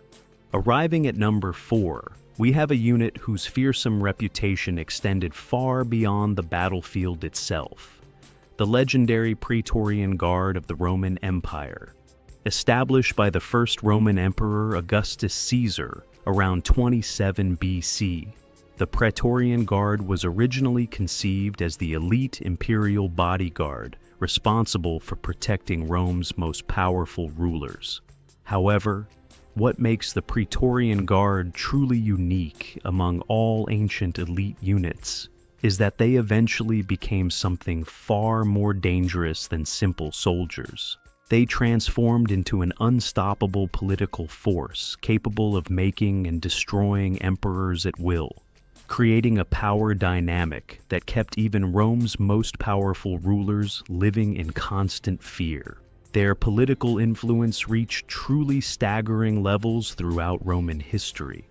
They assassinated the notoriously cruel Emperor Caligula in 41 AD, and later murdered Emperor Pertinax in 193 AD, subsequently auctioning the entire Roman Empire to the highest bidder in one of history's most extraordinary political moments.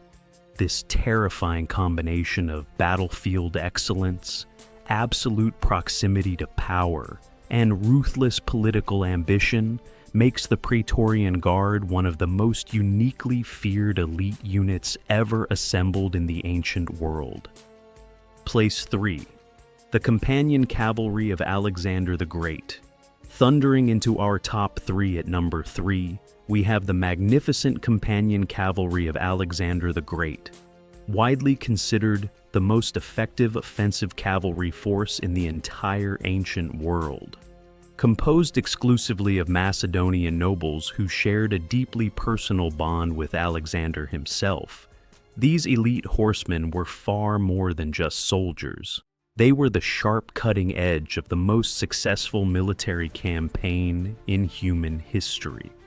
What separated the companion cavalry from every other cavalry force of their era was their extraordinary combination of devastating speed, sophisticated tactical thinking, and an almost supernatural ability to identify and exploit weaknesses in enemy formations at precisely the right moment. At the Battle of Issus in 333 BC, they drove directly through Persian lines with breathtaking precision, forcing Darius III into a humiliating retreat.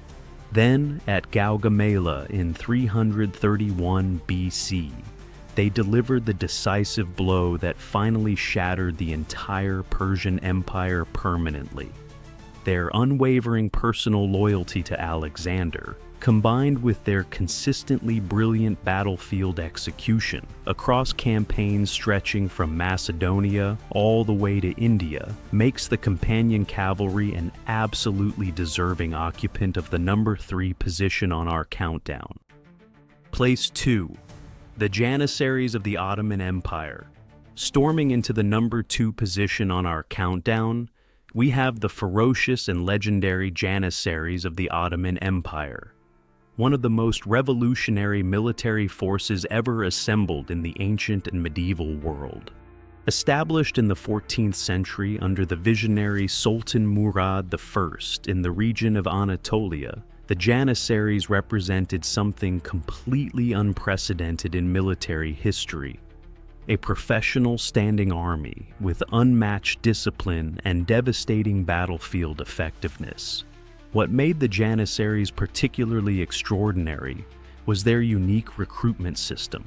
Young boys from conquered Christian territories were taken through the Dev Shirme system, converted to Islam, and transformed through years of brutal training into the Ottoman Empire's most lethal warriors. Their most defining moment came during the fall of Constantinople in 1453, where under Sultan Mehmed II, they spearheaded the assault that finally ended the Byzantine Empire after over 1,000 years of existence. Their combination of iron discipline, early adoption of advanced gunpowder weaponry, and absolute loyalty to the Ottoman Sultan created a military force so consistently dominant across multiple generations of warfare that they rightfully claim the number 2 spot on our list. Place 1. The Roman legionary elite of Julius Caesar. And finally, claiming the top spot on our countdown of the top 10 most feared ancient elite units in history, we have the Roman legionary elite of Julius Caesar, the absolute pinnacle of ancient military achievement and the most complete fighting force the ancient world ever produced.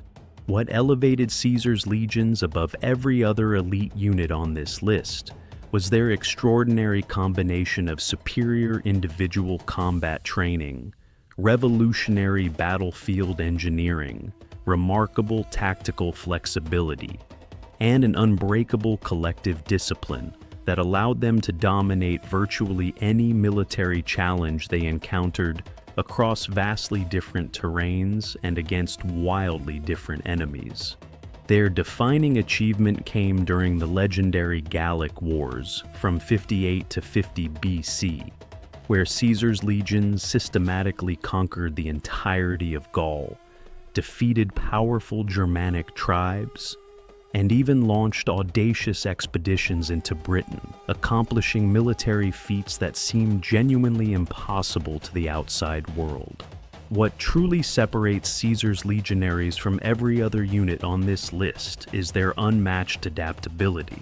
They could construct elaborate siege fortifications overnight, execute complex multi-directional battlefield maneuvers simultaneously, and maintain devastating combat effectiveness across decades of continuous campaigning, making them the most feared ancient elite unit in all of human history. And there you have it, our complete countdown of the top 10 most feared ancient elite units that ever dominated the ancient battlefield. From the disciplined Agema of Macedon at number 10, through the iconic Sacred Band of Thebes, the terrifying Cataphract Heavy Cavalry, the legendary Spartan Hippies, all the way up to the unstoppable Roman legionary elite of Julius Caesar claiming the top spot. Each of these extraordinary units left a permanent mark on human history that we still study and admire thousands of years later. What these remarkable forces all share is their ability to transcend ordinary warfare and become something truly legendary, shaping entire civilizations, toppling empires, and redefining what human beings are capable of achieving through discipline, training, and unwavering dedication. If you enjoyed this journey through ancient military history, please hit that like button right now and subscribe to our channel for more incredible historical content. Share this video with fellow history enthusiasts and drop your thoughts in the comments below. Which ancient elite unit impressed you the most? The top 5 undefeated ancient armies. The Roman legions. The Roman legions remain one of the greatest military machines ever created. Their strength lay not just in numbers, but in discipline, organization, and tactics. Roman soldiers trained relentlessly, learning to fight as one unified force rather than as individuals.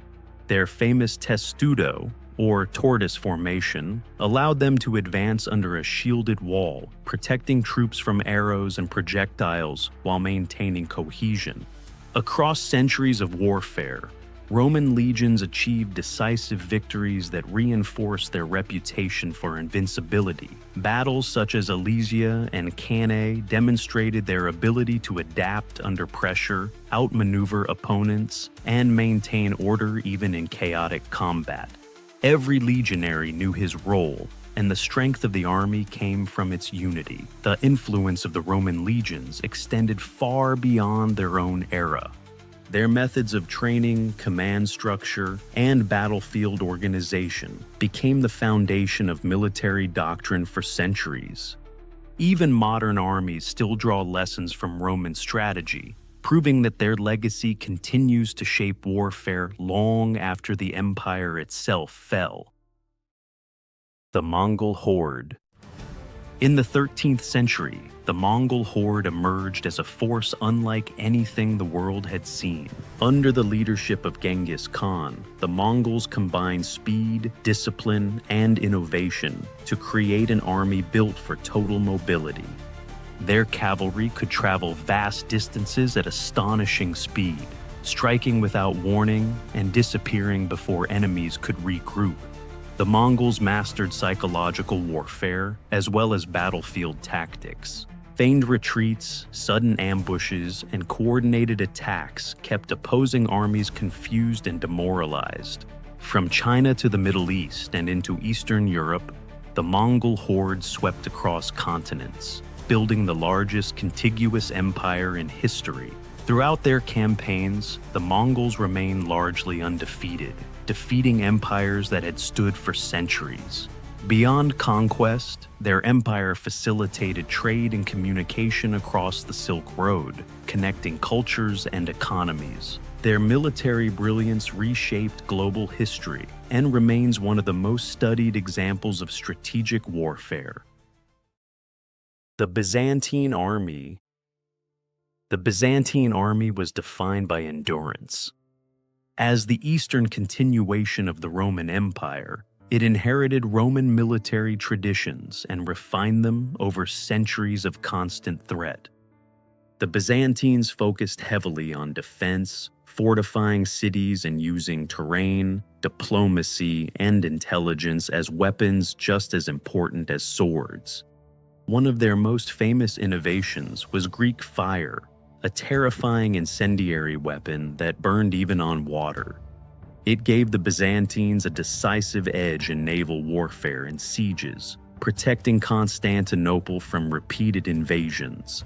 Key victories, including the defense of the capital during Arab sieges in the 7th century, highlighted their strategic brilliance. By preserving Roman discipline while adapting to new enemies and technologies, the Byzantine army survived far longer than most medieval powers. Their ability to evolve ensured that Roman military knowledge lived on, influencing warfare long after the fall of the Western Roman Empire. The Ottoman Janissaries. The Janissaries were the elite core of the Ottoman military and a cornerstone of the empire's expansion. Recruited through the Dev-Shirme system, these soldiers were trained from a young age, converted to Islam, and raised to serve the Sultan with absolute loyalty. This system created a highly disciplined, professional standing army, rare in medieval warfare. The Janissaries became known for their effectiveness in both siege warfare and open battle.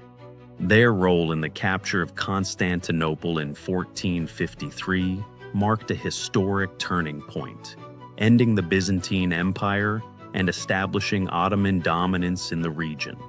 They were among the first infantry forces to fully integrate gunpowder weapons into their tactics. Their success forced European powers to rethink military organization.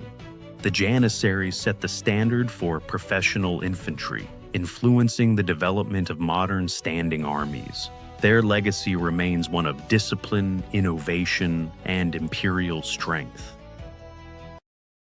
The Swiss pikemen. The Swiss pikemen proved that disciplined infantry could defeat even the most powerful mounted knights. Their signature formation, the pike square, consisted of dense ranks of soldiers wielding long pikes that formed an almost impenetrable wall of spear points. Cavalry charges, the dominant force of medieval warfare, were rendered ineffective against them. In battles such as Morgarten, 1315, and Semposch, 1386, Swiss forces defeated much larger and better equipped armies. Their success relied on coordination, training, and unwavering unity. Each soldier protected the others, turning individual strength into collective power. The impact of the Swiss pikemen reshaped European warfare. Their tactics inspired widespread adoption of pike formations, changing the balance between infantry and cavalry. They demonstrated that discipline and formation could overcome size and status on the battlefield. Conclusion. The undefeated medieval armies we've explored were more than just powerful forces. They were innovators who transformed warfare. From Roman discipline to Mongol mobility, Byzantine resilience to Janissary professionalism, and Swiss infantry tactics, each army mastered the challenges of its time in unique ways. Their stories remind us that military success is rarely about brute force alone. Strategy, adaptability, leadership, and unity often matter far more. Want more? Watch my previous compilation right now, and stay tuned for the next one coming very soon. Subscribe for more epic history compilations.